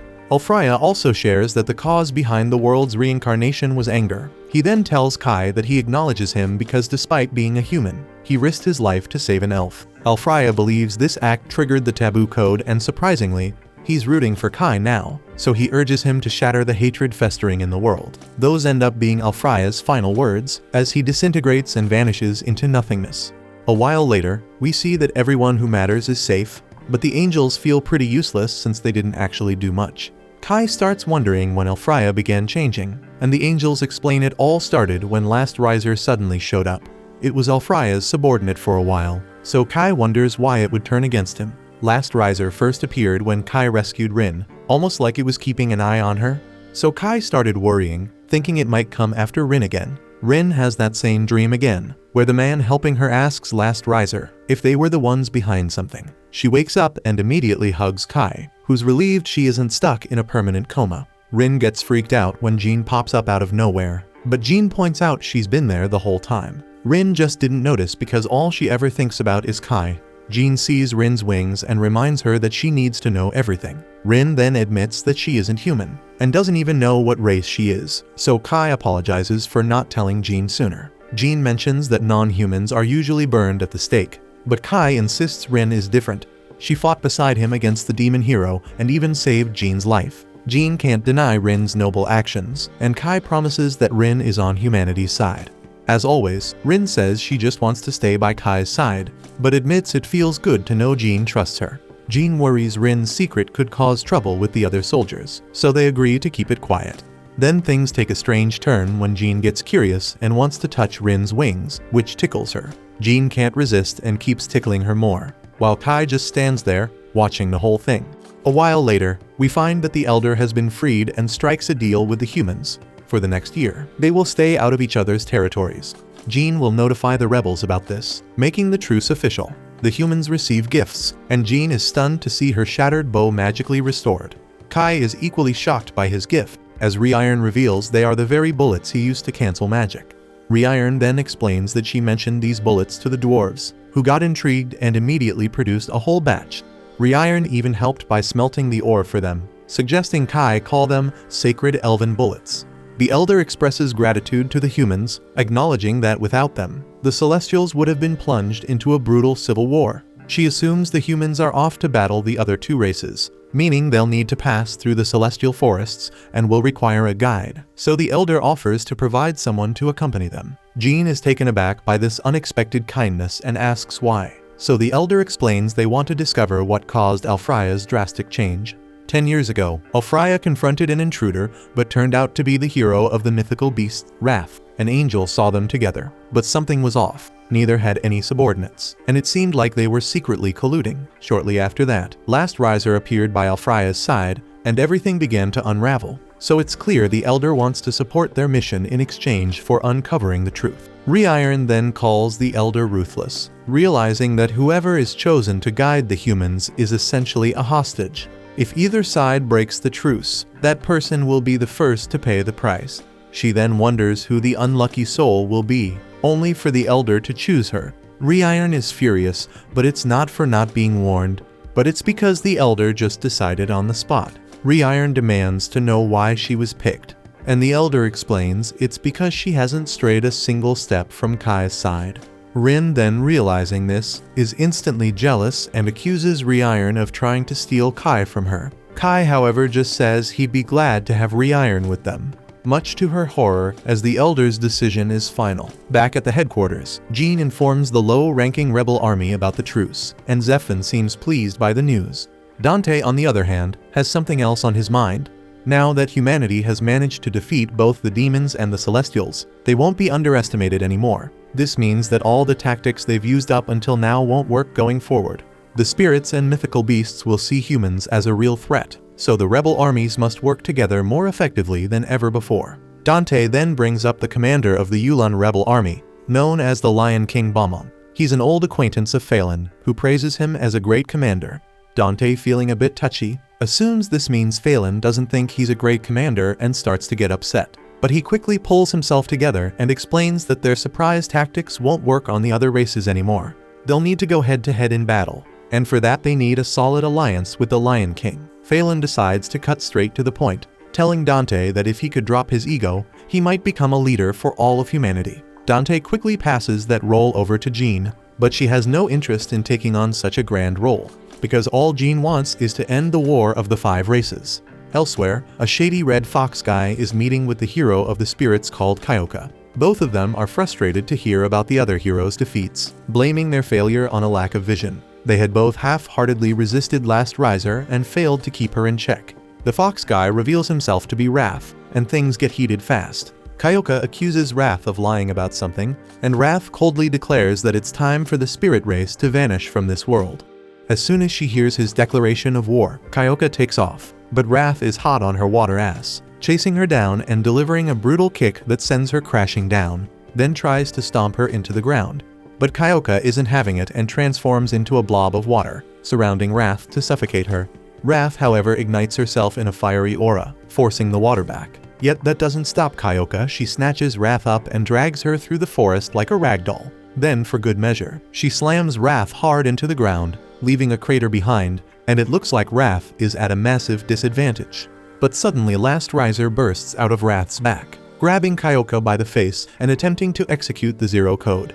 Kyoka realizes she's being jumped, but it's too late to break free from Last Riser's grasp, so she ends up exploding. Wrath, thinking she's just killed Kyoka for good, praises Last Riser for taking her down. Meanwhile, Kai and the others make their way into the forest, surprised by how wide the roads are. Reiron explains these are paths used by the Okra Chochipirin. No one understands, so Reiron clarifies she's talking about enormous hedgehogs that roam the forest. They're rarely seen, but they're 10 meters wide, love collecting gold rings, and could easily crush a car if they wanted to. Hearing this, Saki and Aslan exchange worried looks. Those hedgehogs could be a huge threat, but Reiron reassures them, saying there's only a small chance they'll be squished, and this is the quickest route to the south, so they have to take that risk.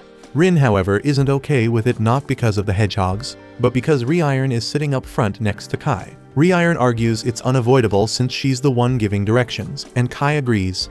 They're passing her off as a representative from the EO Foundation to avoid the chaos that would erupt if humans discovered she's actually an elf. Reiron adds that her clothes are enchanted with illusion magic, so as long as someone doesn't already know her, she'll appear just like any other human. Just then, Jean calls on the radio for a status report from Kai, and everything seems to be in order. She asks Reiron how long it will take to reach the Yulon Foundation, and Reiron estimates they should arrive in 3 days if they maintain this pace. So in the meantime, there's a good spot up ahead where they can set up camp for the day. Jean feels relieved that things are going as planned, but Fallen suddenly notices something strange and calls her over to check it out. They find a section of the forest that looks as if it's been eaten away by something, and Fallen suspects it might be the work of a mythical beast, but that doesn't make sense. They're still in the region of the EO Foundation, which is controlled by the elves. It seems the mythical beasts have begun crossing borders and invading other territories, which makes this journey far more dangerous.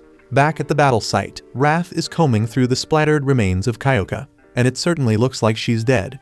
But there aren't enough pieces of Kyoka for Wrath to be certain, so she assumes Kyoka must have escaped with her core. Frustrated that she couldn't finish the job, Wrath decides to let it go for now, knowing there will be other opportunities to kill Kyoka in the future, so she turns and walks back into the forest. Back with the group, they set up camp for the day in a clearing, and everyone takes a refreshing dip in the hot spring. After Kai finishes his turn in the spring, he's tasked with guarding Jean's tent while the girls enjoy their time. He knows he can't join them, but he's worried the girls might end up fighting with one another over there. His concerns prove valid because less than 5 minutes later, Reiron and Rin are already arguing about whether bigger is better or flat is supreme. Jean interrupts their heated debate and asks the two to listen. She has something important to discuss.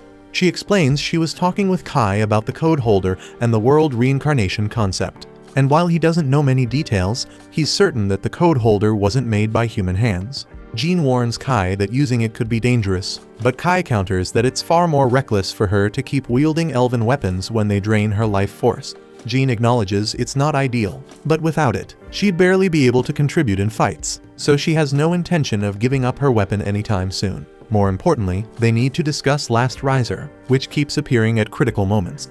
It severely wounded Alfreya and was even present when Kai fought Vanessa. But Kai has no idea what it is because there were no records of it in his timeline. and from what he's seen, Last Riser seems to be monitoring the heroes, attacking them if they hear the word Sid and start remembering things. Jean wonders what kind of relationship Last Riser has with the remaining heroes. There's no way of knowing whether it's subservient or hostile without facing the hero first, so they'll just have to keep fighting the heroes until they can put an end to the race war. Back in the present, Rewritten agrees that Last Riser is a serious threat, especially since it managed to change Elfraya, and they still know nothing about it, so they decide to stay vigilant for Last Riser whenever they are in a fight with a hero. But Rin is terrified at the thought of encountering Last Riser again. She doesn't know why, but whenever she sees it, she feels so paralyzed with fear that she can't move. Jean apologizes for bringing up such a frightening topic, but suddenly, they feel a violent tremor. Something is happening in the camp. Then we see two soldiers are confronted by a mythical beast and begin shooting at it, but their bullets have no effect. Kai arrives and identifies the creature as a behemoth, and without hesitation, he charges at it and fires a special bullet, which actually manages to hurt it. Phelan soon joins him, and together they maneuver around the behemoth, dealing damage. But it isn't enough to bring it down, so Phelan throws a flashbang to blind the beast and orders everyone to retreat. Kai is shocked that his modified Drake bullets didn't kill the behemoth. They were specifically designed for this purpose. This leads to a chilling realization. This version of the mythical beast is stronger than the ones from his world. As the girls return, Jean quickly orders the troops into formation to handle the threat more effectively. They need something far stronger to take it down, but they don't have any heavy artillery with them since they hadn't expected to face a mythical beast here. Phelan offers to buy some time against the beast so Jean can get the soldiers to safety, but Jean refuses to retreat and asks Kai if there's another way to defeat it. If they're going to fight both the beasts and the spirit heroes, they can't afford to be pushed back by an enemy like this. Kai agrees with her logic and explains that the beast has a magical organ on its body that's a weak spot, but the challenge is figuring out how to attack it. Jean thinks for a moment and realizes that since they're in the Celestial Forest, Rewritten might be able to use the terrain to their advantage. They then quickly devise a plan and begin luring the beast deeper into the forest. Once it's close enough, Phelan signals Kai, who releases paralytic mushroom spores, the same ones the elves used to capture Dante's team. The spores disorient the beast, allowing Rin to cast a massive lightning spell to stun it, and Kai leaps down and fires a point-blank shot at its head. But even after all this, the beast keeps advancing, trying to attack Rin, forcing Kai to step in and defend her. But before the beast can cause any more damage, Rewritten activates a teleportation circle beneath it, sending it away. She then smiles with satisfaction as she explains that the plan worked perfectly. The beast has fallen into a trap and is being burned to a crisp as they speak. Jean is pleased with their victory, but then she notices something bad happened to Kai, so her smile fades as she rushes over to check on him. Rin is standing over Kai, tears streaming down her face. He has suffered a severe wound to his shoulder from when he stepped in to protect her earlier, so she blames herself for him getting hurt. Kai then explains that the beast could still sense magic, so when Rin cast her spell, it locked onto her and tried to take her out, and there was no way he was going to stand by and let that happen, so his injury was inevitable. Rin hates seeing Kai like this. He's clearly in a lot of pain, but he's still more concerned about her well-being than his own, so he asks if she's okay. Rin assures him she isn't hurt, and Kai is relieved to hear that, even though he is far from alright. Jean and Rewritten then quickly come over to help patch him up, and they manage to get Kai back to camp for proper treatment. But while he is unconscious, he has a strange dream. In it, a mysterious voice in the forest calls out to him, urging him to wake up and come to it as the child chosen by fate, the one who touched upon the taboo code. Kai wakes up suddenly, realizing he wasn't the only one who heard the voice. Jean had the same dream. He recognizes the voice and knows the location it was calling him to is somewhere within the Elven Forest. With this in mind, Kai asks Rewritten to guide them there so they can investigate. Outside, Aslan and Saki were packing up, getting ready to hit the road. But then, Aslan receives a message from the group saying their plans have changed, and everyone should wait until they return from their mission. So Saki, eager to make the most of this short break, decides to enjoy some extra time in the hot spring. Meanwhile, the group heads deeper into the forest with Rewritten leading the way. She has no problem taking them to the building Kai saw in his dream, but she doesn't think there's anything special about it. It's just an old stone statue, and she had visited it some time ago out of curiosity about human structures. Jean is shocked that a structure like this, all the way out here, could have been made by humans. But Rewritten confirms it wasn't created by the Celestials, and that the only other race capable of building it would be humans. Kai realizes the building must be a megalith, although none of the others recognize the term. He explains that there were several of these in his old world, though they were called graveyards. They were special buildings designed to seal away other races, but in this world, no one seems to know about them. But the code holder was hidden in one of them. As they arrive at the megalith, a voice calls out inviting them to come inside. The voice reassures them there is nothing to fear aside from the fact that it's a disembodied voice. It claims this is the center of the world, and as those chosen by fate, they are welcome. But Rewritten, who can't hear the voice, asks what's going on, and Kai is surprised that she didn't hear anything. Rin steps inside, saying the voice came from within, and Kai tells Rewritten to stand guard outside for a while as the others head in. Inside, Kai notices that the structure resembles the graveyards, and Rin senses a strong power, something akin to magic. She remarks that this power feels just like hers. They continue down the hallway and find a large room. In front of them stands a statue, and Jean wonders if this is the one Rewritten mentioned. Seeing it, she speculates it might be an ancient temple, but Kai is unsure though something about the statue seems familiar. Suddenly, the voice returns, greeting them as the children beloved by fate, and they wonder where it's coming from. The voice reveals it's right in front of them, and they realize it's emanating from the statue. The voice reassures them not to be afraid, saying it is currently powerless. Jean, still cautious, asks who it is. The voice explains that she is a being from the world where the War of the Five Races ended, and she has been waiting for the arrival of someone who can take Sid's place in this new world. Kai is shocked that she knows Sid, but she calmly replies that she knows him better than he does. Perplexed, Kai moves closer, trying to piece it all together. Then suddenly, he notices the figure looks strikingly like the person who was with Sid in the portrait, and he realizes she is the prophetic god. She confirms it, saying humans called her Arsla Salaka, the praying god who could see the future. Jean is baffled, while Kai recalls that he had spoken earlier about Sid, the one who defeated the four heroes and ended the War of the Five Races. Sid was called a prophet because he received a divine message, and Arsla Salaka was the god who gave him that prophecy and the shining sword. Kai admits it's difficult to believe. He knew a human named Sid existed, but he always thought the prophetic god was just a fairy tale. The prophetic god states that humans have worshipped her for ages, and that's why, when the war between the five races erupted, she created the code holder to protect humanity. Kai suddenly remembers the voice he heard when he pulled out the code holder and realizes it was her all along. She is pleased that he remembers and says she is happy that in a world without Sid, he is the one who received the code holder. Jean asks the god what she wants from them, and the god declares she has a prophecy for them. She explains that this is all she can offer now, as she used up all her power to create the code holder, which left her unable to prevent the world reincarnation. Kai asks what the world reincarnation actually is, and she replies that even she does not fully understand it, but she knows the world has been overwritten by a false history, and because of the world reincarnation, Sid's existence has been erased, and a false reality has taken its place.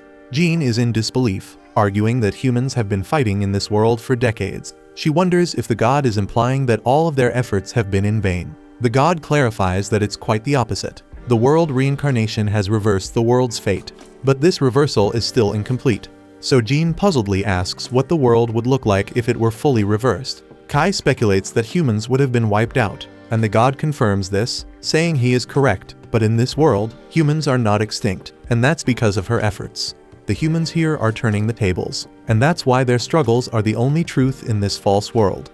Jean is relieved to hear this, and the god tells her that she has a mission to correct this world. She asks Jean to take Sid's place and become the new hero of humanity. But Jean bewilderedly asks why the god is choosing her. The god says she has watched over this world for a long time, witnessing how humans have been oppressed by the four races, and among them only a few have the potential to replace Sid, and Jean is one of them. She also notes that Kai could have been a candidate since he defeated the hero of the demons, but his strength is his only qualifying trait, and she adds that Kai was not meant to be in this world in the first place, which is why she chose Jean as the best fit. Jean asks what she is supposed to do, and the god replies that nothing has changed. She must lead her followers in battle as always. She tells Jean to defeat the heroes of the four races and the last riser, and once she does, the world will be restored. Kai asks if the god knows what the last riser actually is, but she admits she doesn't. This strange entity did not exist in the original history. Jean then asks what will happen after they defeat the heroes of the four races and the last riser. The god says it depends on how deeply the world has been affected by the reincarnation. No one can determine how much the world has been overwritten, and it is uncertain whether it will revert to its original state, or remain as it is after the humans achieve victory. She then tells them they will discover the answer in due time, but for now, they should focus solely on winning the war. The god expresses high expectations for Kai and Rin as well and urges them to go forth and become the new heroes of humanity. They all begin to leave, and on the way out, Kai notices something is bothering Rin and asks her if anything is wrong. Rin says she couldn't tell if the voice was dangerous or not. In some ways, it felt comforting, but it also gave her a bad feeling. Kai reassures her, saying it should be fine because if the voice belonged to the one who created the code holder, it shouldn't be an enemy of humanity. They then exit the building, and Rewritten asks what took them so long. They apologize, and she wonders if something happened, but Jean dismisses it, saying they just found a strange stone statue. She suggests they head back, and as she and Kai move ahead, Rewritten spots a winter sage fruit tree and asks Rin to pick some fruits. She explains they're a spiritual medicine that can heal any wound. Meanwhile, Kai tells Jean not to worry too much about her new title, promising he'll stay with her until the end. He declares that they will end the war of the 5 races, and he'll do whatever it takes to make it happen. Jean agrees, saying the prophecy doesn't really matter, they have to do what they must. Hearing this, Kai remarks that Jean is the same in this world as she was in his old one. Jean still finds it hard to believe there could be another world besides this one. She asks him what kind of relationship they had in his world, and he replies that they were colleagues and childhood friends. So Jean wonders if he would like to be friends with her in this world as well. Kai agrees but adds that he doesn't think it will change anything between them. Jean laughs, thinking he's the only one unfazed by the idea of becoming friends with her. Just then, Rewritten and Rin join them, carrying the winter sage fruits. Later, they are seen traveling by car, and Rewritten has made some kind of juice for Kai using the fruit she picked earlier. Rin doesn't want Kai to drink it because the juice smells awful, and she fears he might die from drinking something so foul. Rewritten insists he won't, taking a sip herself to prove her point, but the taste is so terrible that she immediately vomits it out. Trying to save face, Rewritten argues that the worse it tastes, the more potent its effects, and she serves some to Kai. Rin urges him again not to drink it, but he goes ahead anyway. As he does, Jean announces they're nearing the border of the Yulin Federation and warns everyone to stay alert. Saki then peers out the window, scanning for any signs of the enemy. She spots a strange triangular building, and from her description, Kai guesses it might be one of the graveyards. So they decide to stop and investigate. Jean then recalls that these are the types of buildings where the 4 races were once captured in Kai's world. So Kai believes this graveyard is where the spirit race was sealed. But suddenly Rin alerts them that they are surrounded. Slimy creatures begin to drop from the sky, prompting everyone to take battle positions. They open fire on the slimy spirits, but their guns have little effect. Jean then quickly orders everyone to retreat to the vehicles. Though Phelan continues fighting, Kai moves to support her, pointing out that the only way to destroy spirits is by burning their bodies. But despite knowing this, they're unable to act because they lack the proper weapons. Just then, soldiers armed with incinerator guns arrive and begin burning the spirits. It becomes clear they are the resistance army from the Yulin Federation. As the remaining spirits merge into one massive entity, the resistance leader swiftly destroys it and then approaches, asking if the members of the Ursa rebel army are unharmed. The leader named Bomung then asks Phelan if she is alright and comments that it's been a long time since they last met. He greets Jean as well, and she thanks him and his troops for their timely rescue. Bomung then praises them for their courage against the spirits. Phelan tries to slip away from the conversation, but Bomung stops her, saying he isn't finished talking. Phelan says that she knows his tendency to talk too much, and rolls her eyes as his own soldiers chuckle at him. Just then, Rin warns them that the spirits are still lurking, and suddenly the spirits surround them with a bubble made of their own bodies. The soldiers fire at the barrier, but their weapons have no effect. Kai tries using one of his special bullets, but it also fails to break through. Rewritten points out that the situation is becoming troublesome, and she mentions that they don't know how elven magic might affect the spirits, so she hesitates to use it. But this gives Kai an idea. He then tells Jean he's going to create an opening and asks her to break through with everyone in one swift move. They all get back into the cars, and Kai fires through the sunroof. Aiming at the spirit barrier, the shot creates a gap, and they manage to escape. It turns out Kai used bullets that the dwarves had given him, and he is amazed by their potency. Bomung is impressed and comments that Jean seems to have an excellent subordinate, but she corrects him, saying that Kai is her friend, not just a subordinate. She then suggests they begin their strategy meeting, and Bomung agrees, though he mentions wanting to make a stop first. They arrive at a lake, and Bomung explains that they originally came here to investigate this area. He notes that this is the Grand Arc Plains, and that there wasn't a lake here before. Rin then informs them that this isn't a lake at all, it's actually a spirit. As they watch, the water begins to move and transform, revealing itself as Kyoka, the hero of the spirits, and with an evil look she declares that they are in her way. Kyoka then fires a high-pressure blast of water at Kai, forcing him to leap out of the way, narrowly avoiding being obliterated in one hit. Then without hesitation, Kyoka morphs the water into a massive wrecking ball, smashing one of the vehicles. Seeing no other option, Kai goes on the offensive, using his sword to slice Kyoka clean in half, and to ensure she stays down, he orders Balmung's soldiers to unleash all their firepower, and they immediately torch Kyoka's upper body. However, Kyoka barely flinches, and instead of struggling, she absorbs the fire and swiftly reforms her body. Calmly she takes a deep breath, prompting Kai to realize she's about to do something huge, so he shouts for everyone to get back. And then Kyoka unleashes a colossal wall of flame. Kai quickly pulls out the code holder to block the attack, saving everyone. Oddly enough, Kyoka seems to recognize the code holder, despite this being her first encounter with Kai. It's also strange since spirits aren't supposed to speak, but as soon as Kyoka starts recalling memories, it triggers Last Riser's sensors. Now aware that Kyoka has made contact with the code holder, Last Riser is about to take action. Back on the battlefield, Kai is certain he heard someone speak, but spirits can't talk, or so he thought, so he confusedly tries to make sense of it when Kyoka interrupts, demanding to know why he possesses the code holder, an artifact meant for a specific human. But Kai, still grappling with the shock of hearing his spirit talk, even if she is the hero of spirits, presses her for information. So he asks if she's referring to Sid. Kyoka wasn't entirely sure at first, but once Kai mentions Sid's name, her memories flood back. She then recalls with perfect clarity how much she despises Sid, viewing him as the ultimate enemy of all spirits. Yet at the same time, she admits that Sid made her wiser than she was before. Kyoka had learned to speak the human language just so she could understand Sid's words while he was locking her away, something about reincarnation being only the start of a much bigger catastrophe. Kai still had a ton of questions for her, but before he can ask, he notices Last Riser's portal open right behind her. As if on cue, Last Riser appears, grabs Kyoka's head, and prepares to execute the Zero Code, planning to erase Kyoka from existence just for mentioning Sid's name. But Kyoka isn't new to dealing with Last Riser, so she effortlessly breaks free from its grip and strikes back. Realizing it can't pull off its usual sneak attack, Last Riser gives up and retreats.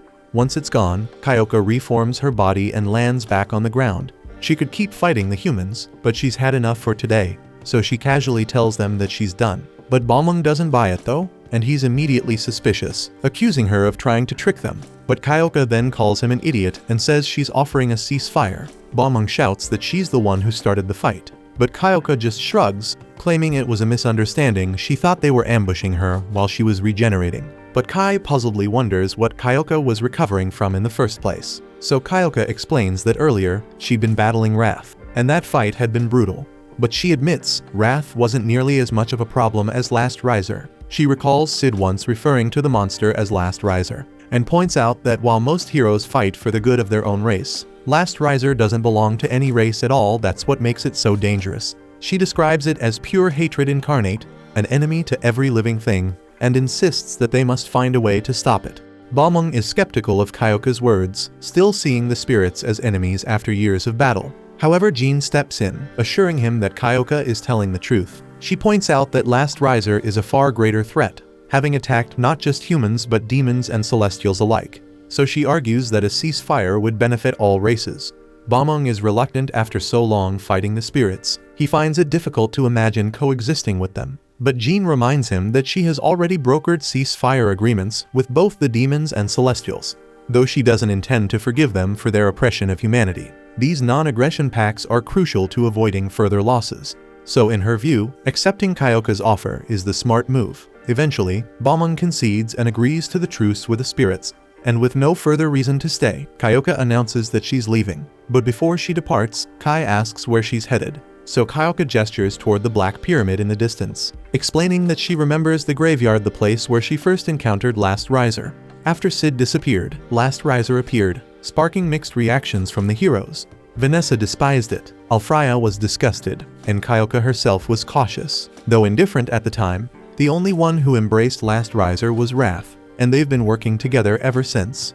Curious, Kai asks if Wrath's alliance with Last Riser is to gain power. But Kyoka shakes her head, confident that Wrath, too proud to rely on others' strength, has a goal beyond simply winning the race war. By now, Jean and the others are ready to investigate the graveyard. Kyoka requests Kai's guidance. Knowing he's familiar with these types of structures, he leads them to the entrance, which is identical to the demon graveyard he previously explored in the Urza Federation. And then together they make their way to the chamber where Kai once found the code holder. Kai approaches the pedestal at the center of the room, and as soon as he begins inspecting it, the code holder starts to react, and a recorded message from Sid plays. In the message, Sid apologizes for his failure. He couldn't protect Rin, so he leaves a final request for whoever holds the code holder now to reach the place he could not. As the message ends, the code holder projects a bright light onto the wall, and in moments, a portal opens, pulling Kai and the rest of the group through.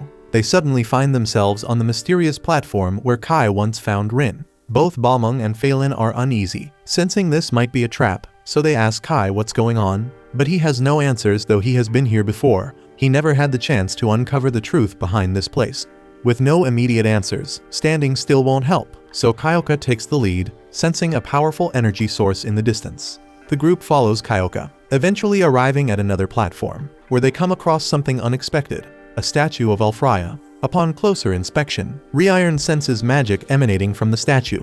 She realizes it's not just a statue, it's the real Alfraya, trapped under a petrification spell. Reiron believes she can break the spell if given enough time to study it. However, Balmung, still harboring doubts about the ceasefire, sees this as an opportunity to destroy the celestial hero while she's vulnerable. But Reiron quickly steps in, preventing Balmung from acting. And while they argue, Kyoka examines Alfraya herself. She determines that this isn't just ordinary petrification. The stone-like appearance is only superficial. It seems more like Alfraya has been frozen in place, likely due to the Zero Code's effects. The presence of Alfraya's sealed body raises even more concerns, but things take a dangerous turn when Last Riser reappears. Last Riser, then detecting intruders, announces a defense protocol to secure Alfraya's sealed body. Last Riser then scans the group and quickly identifies 3 individuals who are positive for the taboo word Sid. To Last Riser, they are a priority for destruction, while the others are deemed irrelevant, so without hesitation, it teleports those deemed insignificant away. Rin panics, worried about the others, but Kai reassures her, reasoning that since Last Riser excluded them from the destruction protocol, it likely just sent them back to the graveyard. From what Last Riser said, Kai realizes it's targeting anyone with memories of Sid, seeing their existence as a threat to its plan. Knowing this, there's no other option but to fight.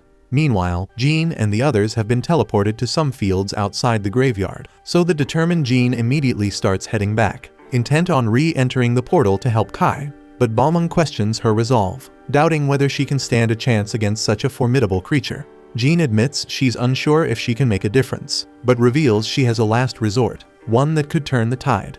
Reiron realizes Jean plans to tap into the full power of her elven gear, and warns her that doing so would dramatically shorten her lifespan. However, the portal has already closed, so there's no way for Jean to return to that dimension right now. So Jean frustratedly asks what she should do then. Reiron suggests they need a solid plan before rushing in again, and Balmung agrees, adding that they should prepare thoroughly before facing Last Riser again. Reiron has an idea she'd like to try, but she'll need help to make it work. Back in the battle, Kai, Reiron, and Kyoka continue their desperate fight against Last Riser. Kyoka launches a powerful water blast at it, but Last Riser effortlessly erases the water using the Zero Code. Seizing the distraction, Kai attempts an attack but barely manages to scratch it. While Kai keeps Last Riser occupied, Kyoka moves over to Rin, questioning why she isn't joining the fight. Rin admits she wants to help, but is paralyzed by fear. Last Riser terrifies her to the point where she can't even move. Kyoka, realizing there's no time to convince her, decides to use Rin's magic instead. So she absorbs some of Rin's energy through her hand, fortifying her own abilities. And once Kai creates a brief separation from Last Riser, Kyoka takes the chance, and she encases Last Riser in ice, then shatters it into pieces. Kai is astonished by Kyoka's raw power. Her ice attack had seemed deadly enough to finish off Last Riser for good. However, to everyone's shock, Last Riser emerges from a portal, fully restored. Kai finds it bizarre that Last Riser could recover so easily from a seemingly fatal blow, especially when it had retreated so quickly during the earlier fight with Kyoka and Vanessa. This leads the group to suspect that Last Riser's ability to regenerate is tied to being within this dimension. Kyoka, now realizing they need to escape, asks Kai if there's a way out. He explains that the last time he escaped, he used the code holder to slash a hole through the dimension. Though Kyoka isn't thrilled about relying on the code holder, it seems like their only option. Then before leaving, Kyoka grabs Alfraya, causing Last Riser to panic. So it's clear that Alfraya is a high priority target. So Kyoka devises a plan to use Alfraya as bait to lure Last Riser out of the dimension. The group begins their escape, with Kyoka throwing fire at Last Riser to slow it down. However, Last Riser merely reflects the fire back at them, but Kai steps in, using the code holder to block the attack, and in the process, he unintentionally tears open a hole in the dimension. And without hesitation, they all jump through, with Last Riser frantically chasing after them. Then once they are back in the real world, Kai uses the code holder to weaken Last Riser. So Kyoka seizes the opportunity and blasts Last Riser with a powerful lightning spell, reducing it to nothing more than a pile of ashes. Meanwhile, back at the makeshift forge, Reiron is working furiously. She's crafting upgraded weapons, knowing that the human bullets are useless against Last Riser. Suddenly, a loud boom echoes from the graveyard, leaving everyone wondering what's happening. Just when Kai and Kyoka think it's over, they witness something horrifying. A tendril stretches out from the portal, and all the way across the plains, Reiron freezes, sensing an overwhelming surge of magical energy. It's Last Riser, but a more powerful version. This is the form that had imprisoned Rin in the dimension before Kai rescued her. It's far stronger than before, and it declares its intention to erase them from existence. Kai then wonders if Rin is alright seeing it, and Rin's mind flashes back to Sid fighting to protect her before she was captured. We see Sid confronting the Last Riser, demanding to know if it's responsible for the chaos. During the fight, the Last Riser manages to wound Sid, which leads to Rin's capture. Rin, still haunted by the memory, tells Kai that she doesn't want to be alone anymore, and Kai swears he won't let that happen. He's staying by her side, no matter what. Later, we see the same goddess from before, apologizing to Sid. She admits that she would have preferred to meet Kai under different circumstances. Meanwhile, Kai is locked in battle with the Last Riser, and Kyoka joins in, assisting with her magic. However, the Last Riser blocks their attacks and attempts to capture Kyoka, encasing her in a strange barrier. But before she's fully trapped, Kyoka uses one of her skills to teleport Kai, Rin, and the statue of Alfraya to safety, while she herself becomes sealed inside the barrier. Then the trapped Last Riser tries to erase Kyoka's code from existence, but inside the barrier Kyoka realizes the danger she's in, unleashing all her magic and casting a powerful spell called Universal Light Mirroring, resulting in a massive explosion. Outside the graveyard, Jean and Balmung feel the shockwaves from the blast, and moments later Alfraya's statue flies out of the graveyard and lands before them. Jean, then recognizing the urgency of the situation, orders Balmung to take command while she rushes into the graveyard. Meanwhile, we see Rin tending to Kai, who soon wakes up. It's revealed that Rin had protected them by casting a powerful barrier. Then Kai, who is still a bit dazed, wonders if all of this was Kyoka's doing, and Rin assumes she might be right. Jean, then noticing the two are safe, breathes a sigh of relief and tries to approach them. But Kai and Rin then realize something terrifying: the Last Riser is still alive, even though it's been ripped to pieces. The Last Riser quickly regenerates, forcing Kai and Rin to attempt an escape from the graveyard. However, the Last Riser suddenly flies out, capturing Rin. It detects a significant disturbance from the taboo word within her, recognizing that its influence on the new world has reached a dangerous level. But before the creature can act, Rin unleashes a powerful lightning spell, freeing herself from its grasp. The Last Riser tries to attack her again, but Kai steps in, refusing to let the damn thing lay a finger on her. He strikes it with his sword, but the Last Riser's barrier deflects the attack. Balmung joins the fray, attacking the creature, followed by Phelan, but even with the three of them working together, they can't seem to break through the barrier. In desperation, Balmung hurls a grenade at it, and Phelan slashes with her sword. The soldiers open fire as well, but nothing seems to be enough to put the Last Riser down for good. We then see Jean preparing to fire the spiritual flame arrow, a weapon that Reiron had been crafting. Reiron warns Jean to make the shot count, as it's the only arrow she managed to create. She explains that the arrow has absorbed so much heat and magic that it will burn for eternity. Jean takes aim and releases the arrow, striking the Last Riser right in the head. The arrow absorbs the surrounding heat, triggering a massive explosion. After the dust settles, the Last Riser crashes to the ground, its head separated from its body. Despite this, Balmung cautions everyone not to let their guard down. They have no idea what else this thing might pull. To their horror, the decapitated Last Riser begins muttering gibberish, as if reciting a spell. Suddenly, a black hole, eerily similar to the one that originally brought Kai into this world, appears. Everyone moves to surround the last riser, but it starts a second-level shift in world reincarnation, initiating an override of the strongest hero. From within the black hole, a sword resembling the coat holder emerges. Then the last riser morphs into Sid and wields the sword. And that shit leaves Kai stunned. Elsewhere, we see Wrath fuming, acknowledging that Sid's mistake has thrown their fate off course, but she refuses to surrender, vowing to ensure the mythical beasts are saved even if the entire world crumbles into ruin. Meanwhile, the last riser begins running its Sid program, and Kai clashes swords with it. He furiously calls out the last riser for being nothing more than a copycat stealing Sid's appearance and dishonoring his name. Rin then joins the fight, hurling lightning magic at the creature, warning it not to mock Sid. But in a sudden move, the last riser uses a dimensional gate to teleport Rin away. Kai then desperately demands her return as he presses the attack, but the last riser easily fends him off, driving its sword into the ground. At this moment, Kai recalls a memory from his previous world. After a long day of training, Jean once asked him why he pushed himself so hard, and he replied that it was simply his duty. Jean then, curious, asked him if he intended to become the next Sid for humanity, but Kai says it wasn't about that. Back in the present, Kai declares to the last riser that he is not Sid, and with the full power of the code holder he strikes, creating a dimensional gate in the process. But despite this heavy blow, the last riser rises again. Meanwhile, Rin finds herself imprisoned once more, in the very spot where Kai had first found her. Lost in her thoughts, she remembers how every race had scorned her, rejecting her as an abomination. She admits that she hated everyone for it. But now things are different.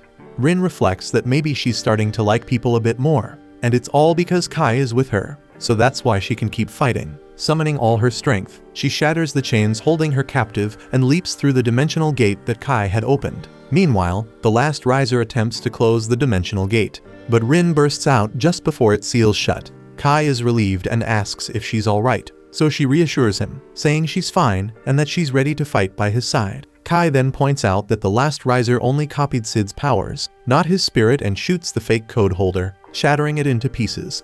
With confidence, Kai declares that he's the one who truly inherited Sid's will. He then charges at the last riser with his sword, but the creature blocks the attack and swiftly disarms Kai. The last riser counters, launching an assault on Kai, but he skillfully dodges every strike. In response, Kai attacks using his martial arts skills, landing a solid hit. Just then, Rin throws his sword back to him, and Kai catches it, using it to parry the last riser's next blow. His sword then begins to glow, radiating like a rainbow, so the last riser snarls, claiming that fate cannot be altered and that world reincarnation will continue no matter what. But Kai, deflecting its tentacles, replies with defiance that he doesn't believe in fate, and its resolve that changes the world. With a fierce strike, Kai slices the last riser in half, but as he catches his breath, he notices the black hole above hasn't vanished. Rin then summons her strength and uses her power to seal the black hole, but in the process, Kai is knocked unconscious. In his dream, Kai is transported back to the first time he visited a graveyard. He remembers the fear that gripped him as he felt like he was falling into it, surrounded by monsters. After making his way through them, he laid eyes on the code holder for the first time. Upon touching it, he saw the captured Rin, who begged him to help her.